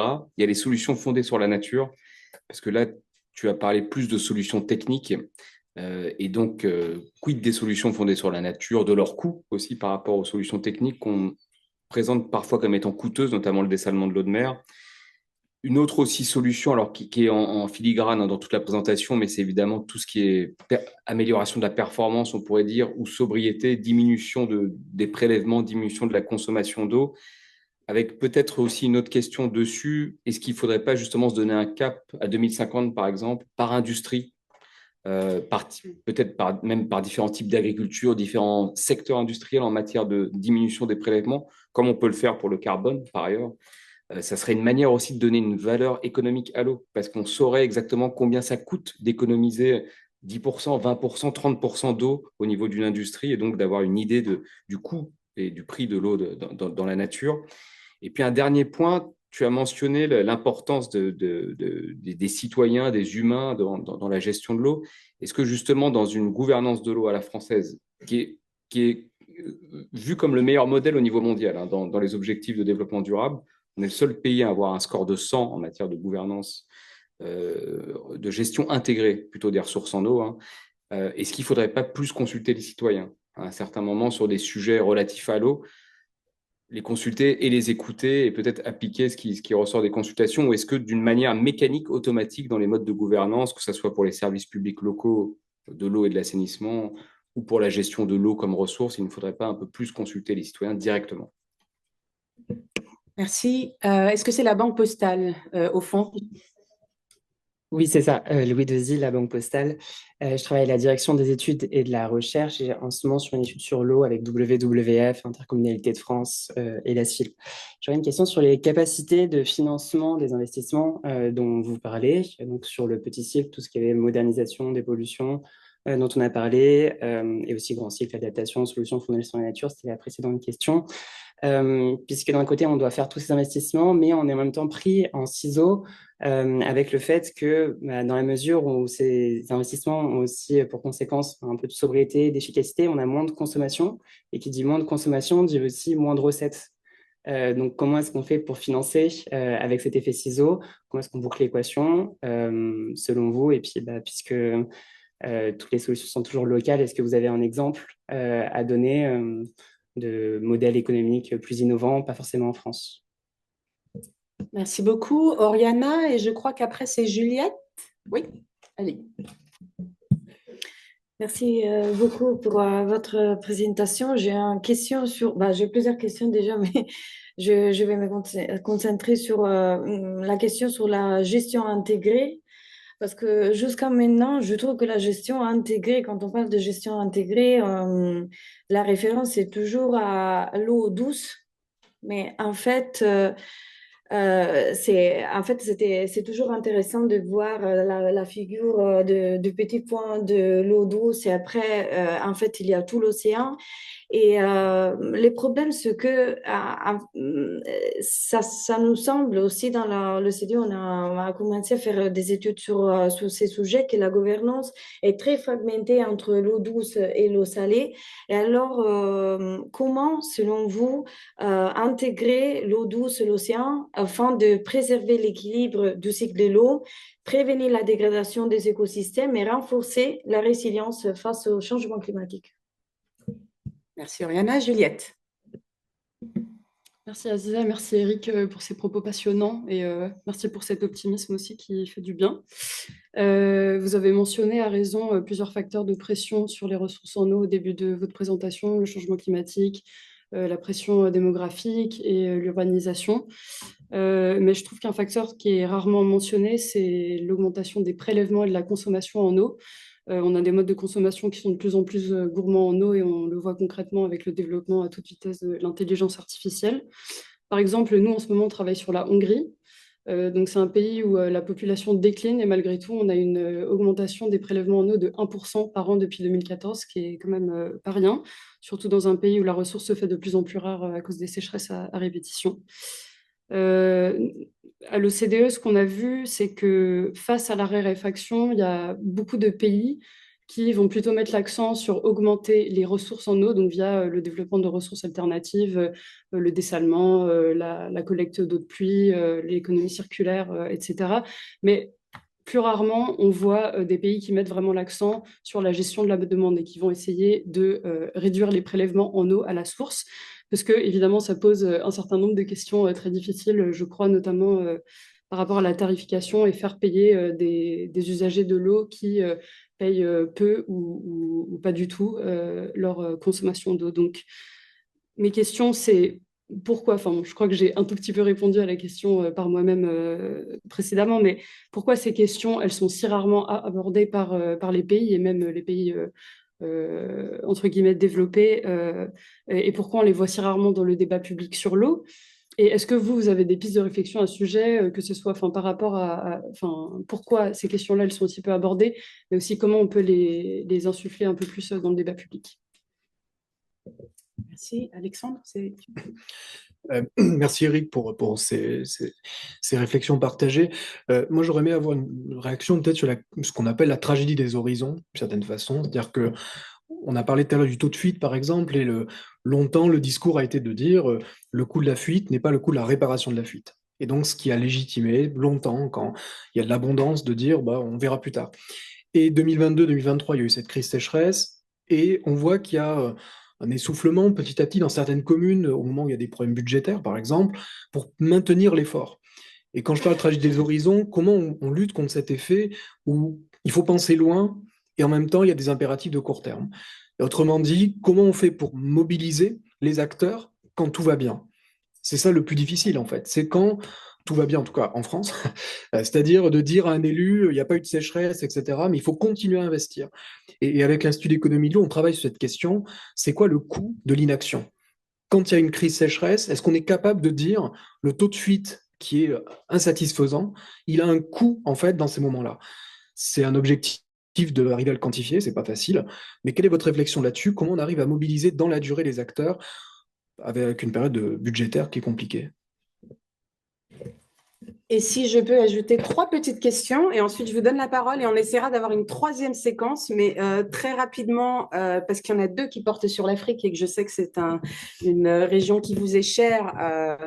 Souleymane Koulibaly qui nous demande si vous avez des conseils pour les jeunes Africains, en particulier ceux de Côte d'Ivoire, pour jouer leur rôle dans cette conscientisation et pour répondre à ce défi. Et Julie Ladel qui nous demande si, et le cas échéant lequel, vous voyez un rôle pour la France dans la gestion transfrontalière des ressources en eau à l'international et notamment en Afrique. Je sais que l'UNESCO, notamment, a beaucoup été le fer de lance de la gestion transfrontalière, ou en tout cas des analyses liées à la gestion transfrontalière. Et enfin, on a Denis Gilbert, qui est DG de Vendée-Eau, qui vous félicite pour votre intervention et sa lucidité et qui vous demande de développer un peu plus votre position sur les réserves de substitution pour l'irrigation agricole qui font l'objet d'un passage très intéressant dans l'ouvrage. Vraiment, ça mérite la lecture. Voilà, si vous pouvez élaborer un peu et ensuite on prendra une 3e salve de réaction. Allez-y. J'en ai pour 2 heures, là.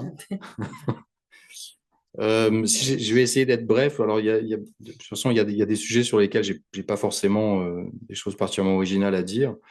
Les solutions fondées sur la nature, oui, effectivement. Alors, j'ai pas pu faire une lecture complète de mon livre non plus. Donc, mais tu as raison, Simon. C'est effectivement quelque chose qui est important. C'est en tout cas un moyen d'action supplémentaire dont il ne faut pas se priver. Le problème, c'est qu'effectivement, ça a un coût. Si on pense, alors dans le livre, je parle en particulier des cours d'eau urbains, qui ont été longtemps dissimulés, qu'on a cherché à cacher. On voulait plus vivre avec les cours d'eau. Donc, moi, à Montpellier, on roule dessus. Voilà, donc à l'arrivée, je trouve que c'est quand même un petit peu dommage parce qu'il y a plein de... Un cours d'eau, c'est pas simplement de l'eau qui coule, c'est aussi un endroit qui peut apporter de la tranquillité, qui peut être une source de loisirs, donc il y a plein d'éléments positifs avec un cours d'eau au-delà de l'eau qui s'y écoule.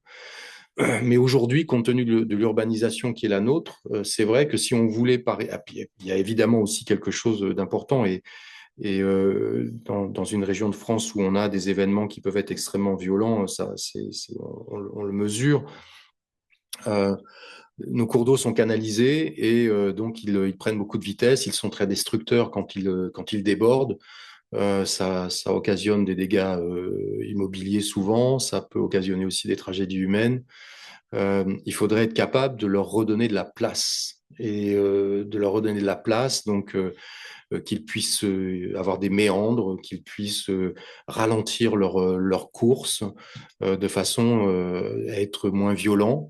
Et puis, ça aurait aussi un avantage, c'est que ça nous permettrait de mieux les utiliser pour recharger les nappes et donc réalimenter les ressources naturelles. Le problème qu'on a, c'est que dans un urbanisme déjà existant, ça demanderait des investissements monstrueux et qu'on aura du mal à le faire. Mais il faut, en tout cas pour cet exemple-là, je crois qu'il faut l'avoir présent à l'esprit. De toute manière, moi je crois il faut tout reconsidérer. On a résolu nos problèmes d'eau pendant des décennies, donc en invisibilisant le sujet. La technologie nous y a beaucoup aidé.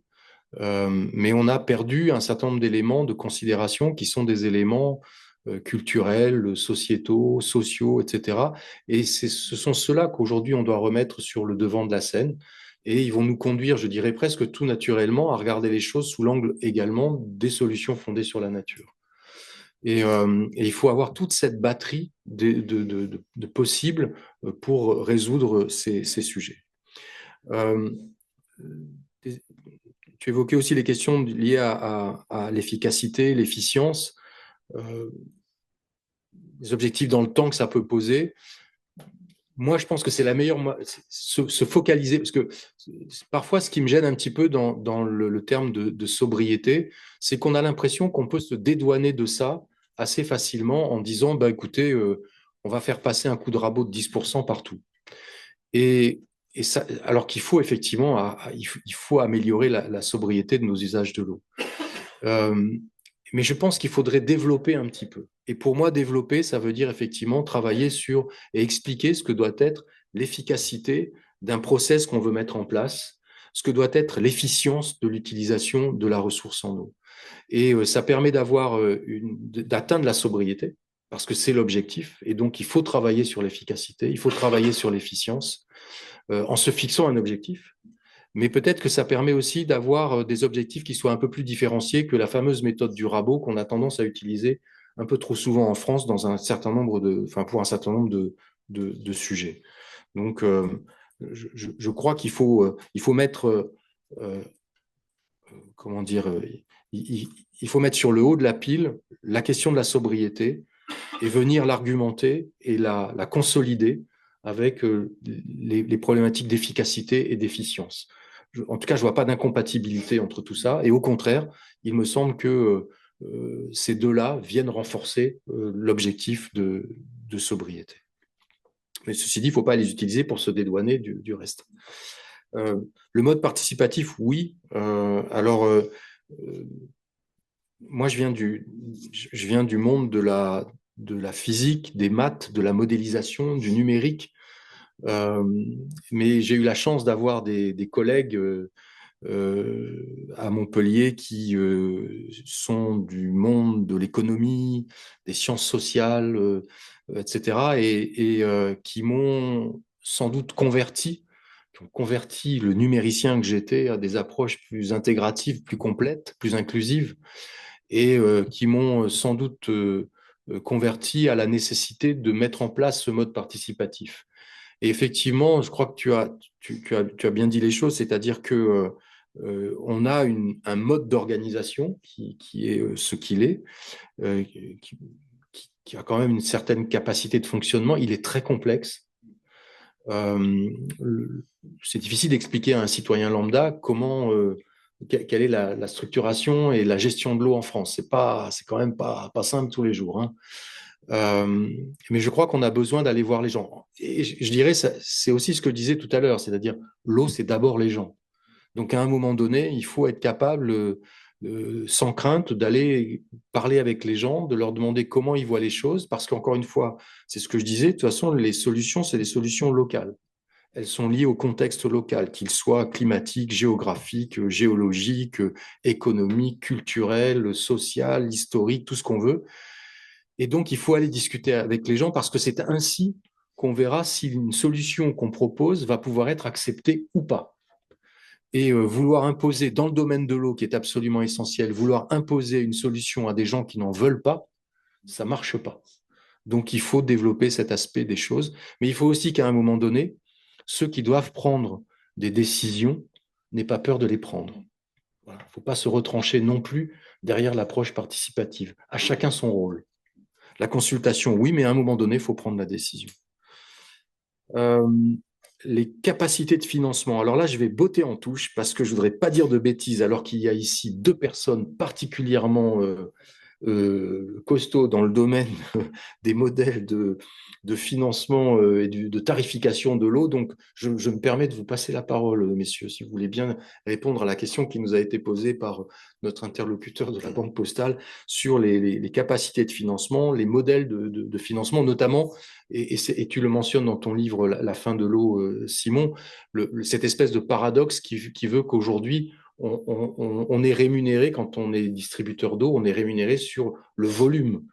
Et on sent bien que ça, pour le coup, ça ne va pas de pair avec la notion de sobriété. Donc, mais ça, c'est quelque chose que tu évoques, donc je te permets de te passer la parole. Peut-être, je vais vous laisser terminer, Eric, et je sais que Stéphane aussi va dire deux mots de conclusion, et donc peut-être que je laisserai Stéphane réagir sur ces questions économiques et financières, mais je suis le maître des horloges. C'est pas facile, et le cocktail est vraiment contraint par le temps, donc si on pouvait quitter la pièce dans un quart d'heure, ce serait bien. Allez-y. Entendu. Sur c'est pas que je veuille botter en touche, hein, mais il y a des gens qui sont tellement plus compétents que moi sur le sujet, autant leur demander leur avis. Alors la question de la gestion intégrée, oui, la question de la gestion intégrée et en particulier les connexions entre eau douce et eau salée, c'est une évidence. Et c'est souvent un oublié du sujet. Ça, je suis absolument d'accord avec ça. Alors moi, il se trouve qu'on évoquait tout à l'heure mes liens avec Éric Orsena. Éric Orsena a monté une association qui s'appelle Initiative pour l'avenir des grands fleuves. Et un des sujets, et donc je suis membre maintenant de cette association, et un des sujets qui est traité dans le cadre de cette association qui est soutenue par la Compagnie nationale du Rhône, et on comprend tout de suite le lien qu'il peut y avoir entre eau douce et eau salée compte tenu de l'apport du Rhône à la Méditerranée. Un des sujets qui est vraiment traité actuellement, c'est cette problématique de la connexion entre les réseaux hydrographiques et la mer ou les océans. Et donc, notamment, tout cet apport polluant qui arrive là. Donc, il y a un besoin d'intégration. Et il y a eu, lors du congrès sur l'océan qui a eu lieu à Nice l'année dernière, il y a eu un certain nombre de sujets, de thématiques, d'ateliers qui portaient précisément sur ce sujet-là, qui est un sujet complexe, évidemment, parce qu'il y a encore trop d'endroits où finalement les cours d'eau sont le réceptacle de nos activités sans qu'il y ait eu le moindre traitement auparavant. Et donc, il s'agit de mieux prendre en compte cette connexion immédiate entre les réseaux hydrographiques qui sont des vecteurs de pollution. On parle des microplastiques, mais on parle aussi de tout un tas d'autres produits. Donc, il y a un énorme travail à faire de ce point de vue-là. Et moi, j'ai trouvé intéressant, c'est-à-dire qu'il faut aussi regarder justement là où il y a des petites lumières qui commencent à s'allumer. J'ai trouvé intéressant que dans je ne sais plus comment il s'appelait ce sommet, mais c'était le sommet des Nations Unies sur les océans, c'était bien ça. Le NOC, voilà. J'ai trouvé intéressant précisément que il y ait des sessions, des ateliers qui concernent l'eau douce et qui concernent la connexion de ces réseaux avec les océans. Donc, je pense que c'est ce qui était sans doute un absent du débat jusqu'à présent est en train petit à petit de trouver sa place. Elle est sans doute insuffisante et il faut sans doute continuer à travailler sur le sujet et à pousser le sujet, mais petit à petit, il me semble qu'on progresse. Alors après, j'avais noté quoi? Prélèvement et consommation, réduire les prélèvements c'est ça? Je sais plus là. Oui, réduire les prélèvements à la source. Oui, c'est ça. C'était Juliette, c'est ça. Voilà. La réduction des prélèvements à la source. Oui, effectivement. Alors déjà, ce qu'on constate, c'est mécaniquement, quand le niveau de vie augmente, la consommation d'eau augmente. Voilà, ça, c'est mécanique. Et d'ailleurs, quand j'évoquais un certain nombre de problèmes, quand j'évoquais les mégapoles, la construction de ces mégapoles, par exemple en Afrique, mais pas seulement, on constate qu'il y a deux choses. Il y a une forme de gentrification, déjà, et l'émergence dans un certain nombre de pays d'une classe moyenne qui va consommer plus d'eau qu'elle n'en consommait précédemment. Alors moi, je suis très heureux quand les gens vivent mieux, quand ils vivent plus confortablement et qu'ils ont un meilleur niveau de vie que ce qu'ils pouvaient avoir précédemment. Et ça, personne ne pourra me faire dire le contraire. Mais ça pose effectivement un problème, notamment dans des endroits où la ressource est rare. Et ça veut dire que là, il y a tout un travail à faire qui n'est pas fait aujourd'hui très souvent, de sensibilisation, je le vois là aussi quand je me déplace, de sensibilisation à la question de l'eau, de sensibilisation au traitement de l'eau, à son assainissement et au traitement, et à la mise en place d'un certain nombre de solutions que nous utilisons, nous, dans nos économies et dans nos circuits de traitement. Donc, il y a cette partie-là. Mais il y a aussi une autre partie, quand on voit grandir ces villes, c'est tout l'habitat précaire périurbain. Et là, la problématique, elle est toute différente. La problématique, c'est pas tant une problématique de consommation qu'une problématique d'absence d'infrastructure. Il n'y a pas de réseau d'assainissement, il n'y a pas de traitement des eaux. Donc on voit des gens arriver en quantité importante, poussés par des conditions qui peuvent être des conditions de climat, désertification, des conditions de sécurité, du terrorisme, du djihadisme dans certaines régions, et on le voit. Donc des migrations intra-pays dont on parle peu alors qu'elles sont extrêmement importantes, et à l'arrivée des gens qui arrivent dans des conditions de précarité incroyables, qui n'ont accès à rien, qui connaissent pas les codes de la ville et qui vont puiser de l'eau là où ils le pourront, qui vont la consommer sur place, qui vont la rejeter sur place, qui vont donc polluer eux-mêmes la ressource qu'ils vont aller consommer ensuite. Donc cette question-là, notamment donc dans des pays qui sont moins dotés de moyens économiques et de moyens techniques que les nôtres et de moyens scientifiques que les nôtres, et moins de capacité peut-être d'action vis-à-vis des sociétés, de nos sociétés humaines, c'est effectivement un problème qui est un problème aujourd'hui qui prend une ampleur considérable. Quand on voit le développement, enfin, je suis retourné à Dakar il n'y a pas longtemps et j'y étais pas allé depuis un moment, quand on voit comment Dakar, par exemple, s'est étendu, quand on voit ce que ça représente en matière d'imperméabilisation, quand on voit les besoins en eau, quand on voit l'absence de solutions de traitement, de réseaux d'assainissement, etc., il y a vraiment des sujets à se poser quant effectivement à la croissance démographique, l'urbanisation, l'augmentation par endroit du niveau de vie et l'impact que ça a sur la ressource. Donc là aussi, ça passe par de la sensibilisation, par sans doute des leviers d'action, comme le levier prix, encore une fois, j'y reviens, mais c'est un levier important, on le sait, donc c'est un des sujets majeurs pour les années qui viennent, incontestablement. La tragédie des horizons, le coût de l'inaction. je suis pas sûr d'avoir une vraie réponse sur le sujet. D'abord, si j'en avais une, vous seriez pas là, ni les uns ni les autres, à mon avis. J'en vois au moins 3 qui seraient peut-être pas là. Voilà, donc, mais effectivement, ça pose un vrai sujet. Et ça pose aussi, c'est lié aussi, je crois, à la question que j'évoquais, c'est-à-dire le fait qu'on a invisibilisé le sujet. Et donc, finalement, c'est un sujet dont on voit bien qu'on s'est remis à le reconsidérer avec de l'intérêt après 2022 et 2023, où on s'est trouvé vraiment en difficulté dans certains endroits. Il y a quand même des communes qui ont été alimentées avec des citernes ou avec en livrant des bouteilles d'eau, et pas uniquement pour des problèmes de pollution, mais parce qu'il n'y avait plus d'eau accessible. Donc ce sujet revient. Et donc ce sujet du coût de l'inaction, effectivement, on peut pas... Enfin, il me semble que l'eau est tellement importante au regard de nos activités, de notre organisation en termes de société, qu'on ne peut pas se contenter finalement comment dire, d'actions qui seraient menées uniquement sous le coup de l'émotion ou sous le coup de la gestion de crise. Ça ne peut pas fonctionner comme ça. Il faut qu'on intègre, et il faut que, à un moment donné, je suis désolé de le dire comme ça peut-être, mais nos décideurs publics intègrent le fait que ça n'est pas possible. L'émotion et la gestion de crise, ça ne fait pas une gestion de la ressource en eau. Et donc, il y a un besoin de réflexion, d'anticipation sur un sujet qui est aussi important que celui-là, parce que les crises que nous avons connues, nous allons les connaître à nouveau. 2 minutes. Il y a 2 questions sur l'Afrique. Oui, vous avez un conseil? Les conseils pour les jeunes. Alors, oui, pour les jeunes Africains, notamment en Côte d'Ivoire. Alors, la Côte d'Ivoire est un pays que je connais bien, j'y ai vécu 11 ans. C'est un pays que j'aime beaucoup. J'aime beaucoup y retourner. Alors, au Sénégal, il y a quelque chose qui est très intéressant, et que peut-être si ça n'existe pas en Côte d'Ivoire, ça mériterait d'être peut-être mis en place.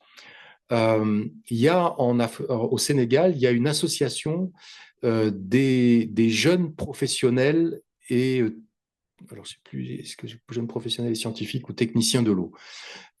Et c'est une association qui est très active, que nous, par exemple, on a associé à un certain nombre de démarches que nous avons entreprises dans le cadre du centre UNESCO.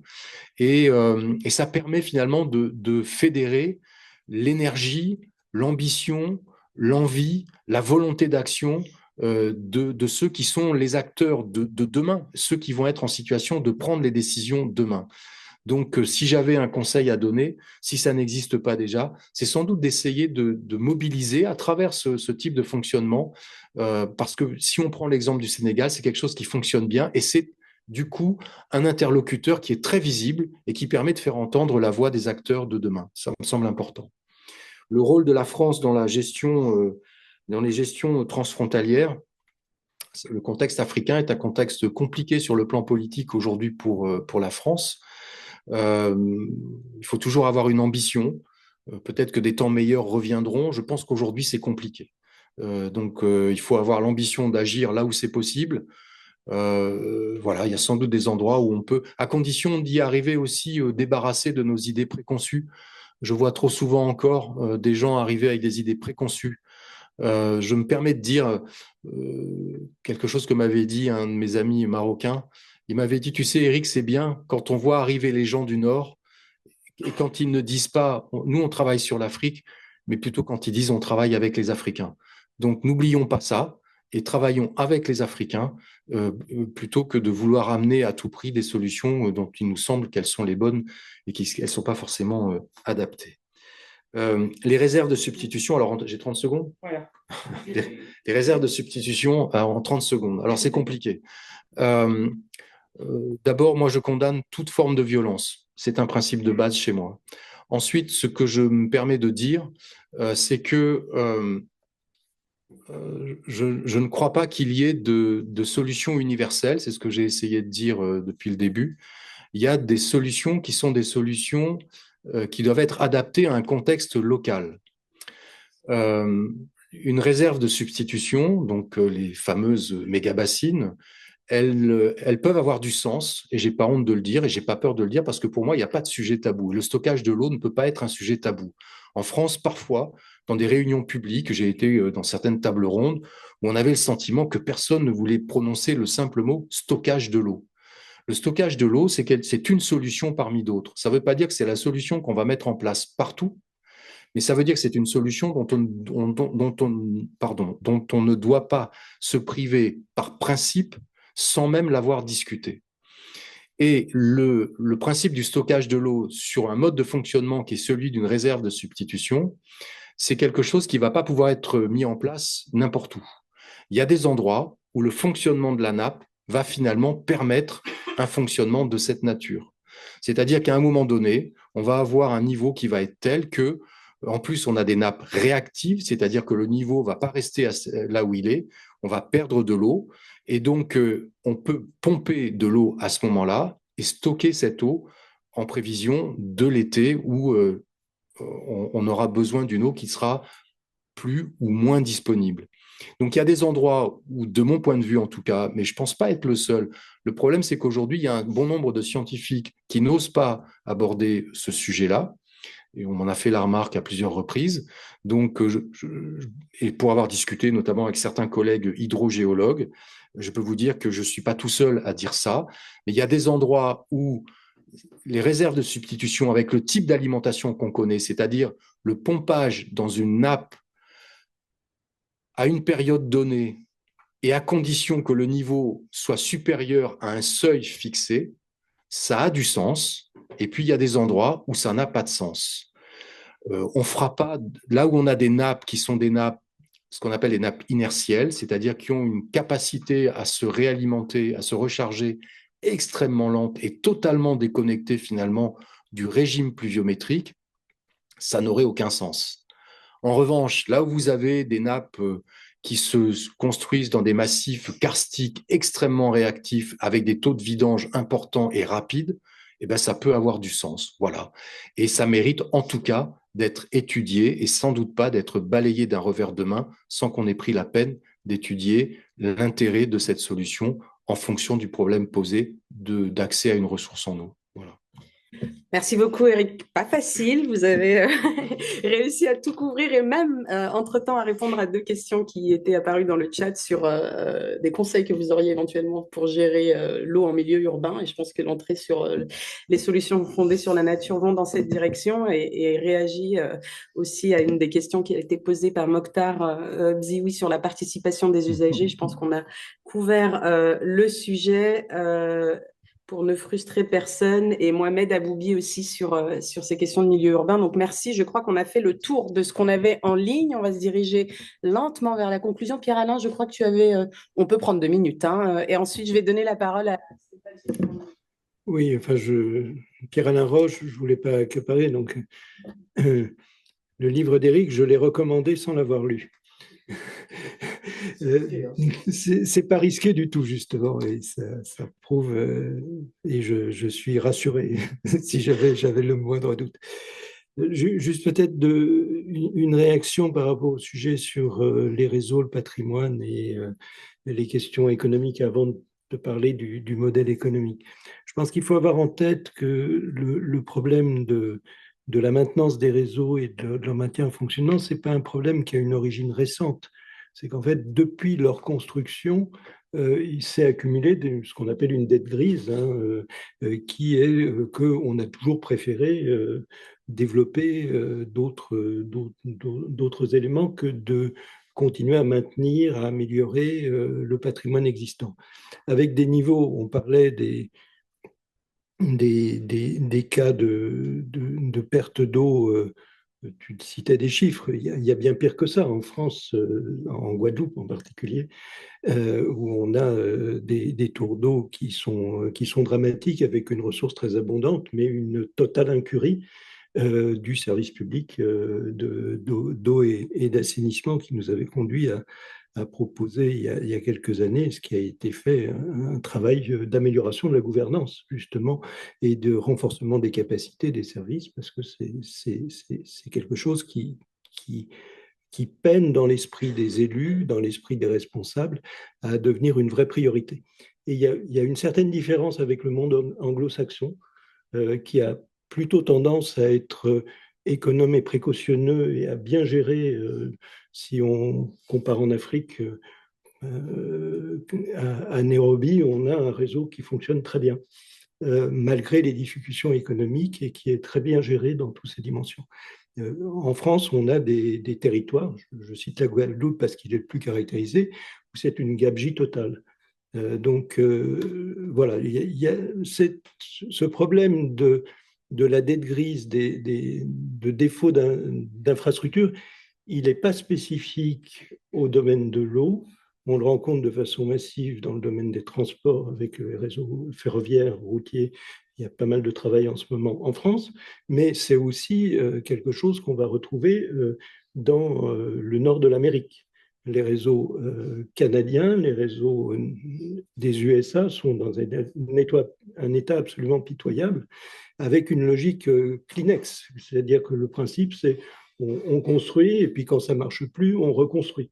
Donc, ce basculement de culture technique et de culture politique qui est qu'il est légitime et utile de consacrer son énergie à maintenir un patrimoine collectif, c'est quelque chose qui n'est pas encore acquis nulle part et qui offre des grandes perspectives d'amélioration.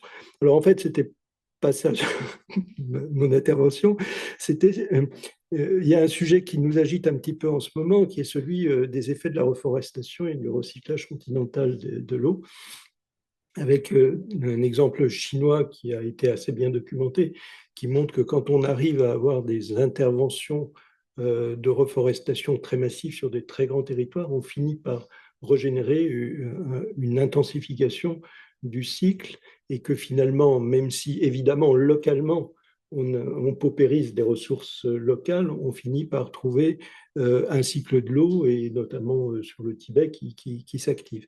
Donc on a un sujet qui est pas tout à fait négligeable par rapport au débat actuel, qui est celui de à quelle échelle ces phénomènes-là se produisent et finalement à quelle échelle il est possible d'intervenir et quand est-ce qu'il faut éviter de surexploiter les ressources en reforestant des ressources très fragiles et dans quel cas, au contraire, c'est bénéfique.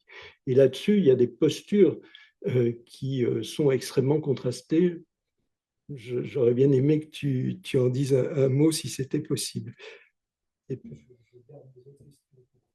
bon.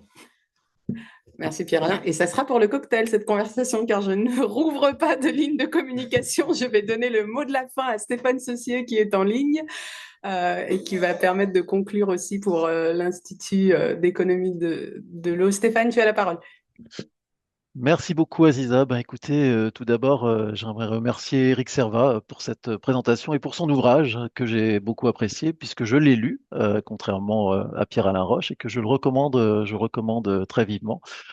J'ai beaucoup apprécié sa vision optimiste sans pour autant simplifier les problèmes devant lesquels on est aujourd'hui. Il est clair qu'avec le réchauffement climatique, il y a une pression qui augmente sur la ressource en eau. Les solutions sont abordées dans l'ouvrage et en même temps, les obstacles sont clairement identifiés. Et dans le cas particulier de l'eau, en France, on en a parlé lors de la réunion aujourd'hui, plusieurs obstacles sont clairement identifiés et ont donné lieu à des discussions aujourd'hui très intéressantes. Alors j'aimerais revenir peut-être sur pas forcément ces obstacles institutionnels ou ces problèmes de gouvernance, d'ailleurs qui sont tous des problèmes de gouvernance, mais ce que j'appellerais peut-être des leviers pour améliorer les choses, hein. Tout d'abord, le regroupement des services. On en a parlé un tout petit peu. Dans le cas particulier de la France, on est quand même dans un cas très particulier où il y a plus de 24 000 services d'eau et d'assainissement, donc pas tellement d'autres pays comparables en Europe de ce point de vue-là. Et il y a peut-être quelque chose à imaginer sur le regroupement des services de manière à ce que il y ait des compétences qui se développent et des moyens financiers qui se développent au niveau de la gestion des services. On a aussi abordé le principe préleveur, pollueur, payeur. Eric a insisté sur le fait qu'il fallait essayer d'aller vers une application plus stricte de ce principe, tout en insistant sur le fait qu'il fallait avoir un principe de réalité et qu'il fallait aller vers des solutions qui soient acceptables. Je vais revenir un petit peu par la suite sur ce point-là. On a parlé un petit peu de tarification. Alors, tarification progressive, on aurait pu parler aussi d'évolution de la tarification du tarif binôme ou de la partie fixe par rapport à la partie variable. On aurait pu parler aussi tout simplement de l'augmentation du tarif de l'eau en général, hein, qui peut apparaître comme une solution à moyen terme, court terme, notamment pour combler ces problèmes d'investissement sur les réseaux dont on vient de parler. On a évoqué aussi les problèmes, en tout cas peut-être le besoin d'élever plus de solidarité entre les territoires. Mais comment on fait ça en pratique, c'est quelque chose qui n'est pas encore tout à fait clair dans mon esprit. Et puis enfin, on a aussi parlé des problèmes de fractionnement du pouvoir de décision. Bon, voilà, donc tout un ensemble de leviers. On n'a pas d'ailleurs cherché à être exhaustif, je pense qu'on pourrait en rajouter d'autres. Mais je vais finir par une question toute bête et toute simple, parce que je sais que le temps est compté et qu'Aziza ne me laissera pas poser trop de questions.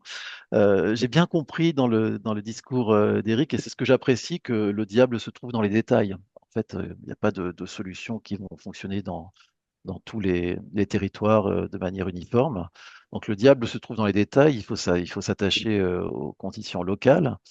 Ce qui veut dire qu'il y a du travail pour les années qui viennent, et pour l'Institut d'économie de l'eau, et pour l'OCDE, et le groupe qui travaille sur la gouvernance de l'eau, et pour d'autres personnes qui sont intéressées par ce sujet-là. Mais est-ce que l'hydrologue que vous êtes n'aurait pas quand même, parmi l'ensemble des leviers que je viens d'évoquer, et peut-être en parlant d'autres leviers encore, il n'y aurait pas des solutions simples, ou une solution simple, ou un quick win, quelque chose qui vous étonne toujours, où on se dit en tant qu'expert de l'eau, là c'est quand même étonnant, ce serait assez simple de faire évoluer les choses à court terme, moyen terme, et d'améliorer les problèmes face auxquels on se trouve, et qui risquent de nous amener encore plus de conflits entre les usagers de l'eau dans un avenir assez proche en réalité.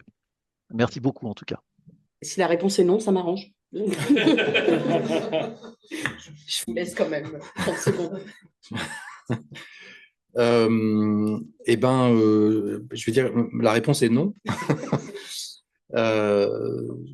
En tout cas, j'ai pas vu effectivement de choses simples à mettre en œuvre facilement, rapidement, et qui, voilà, moi, ce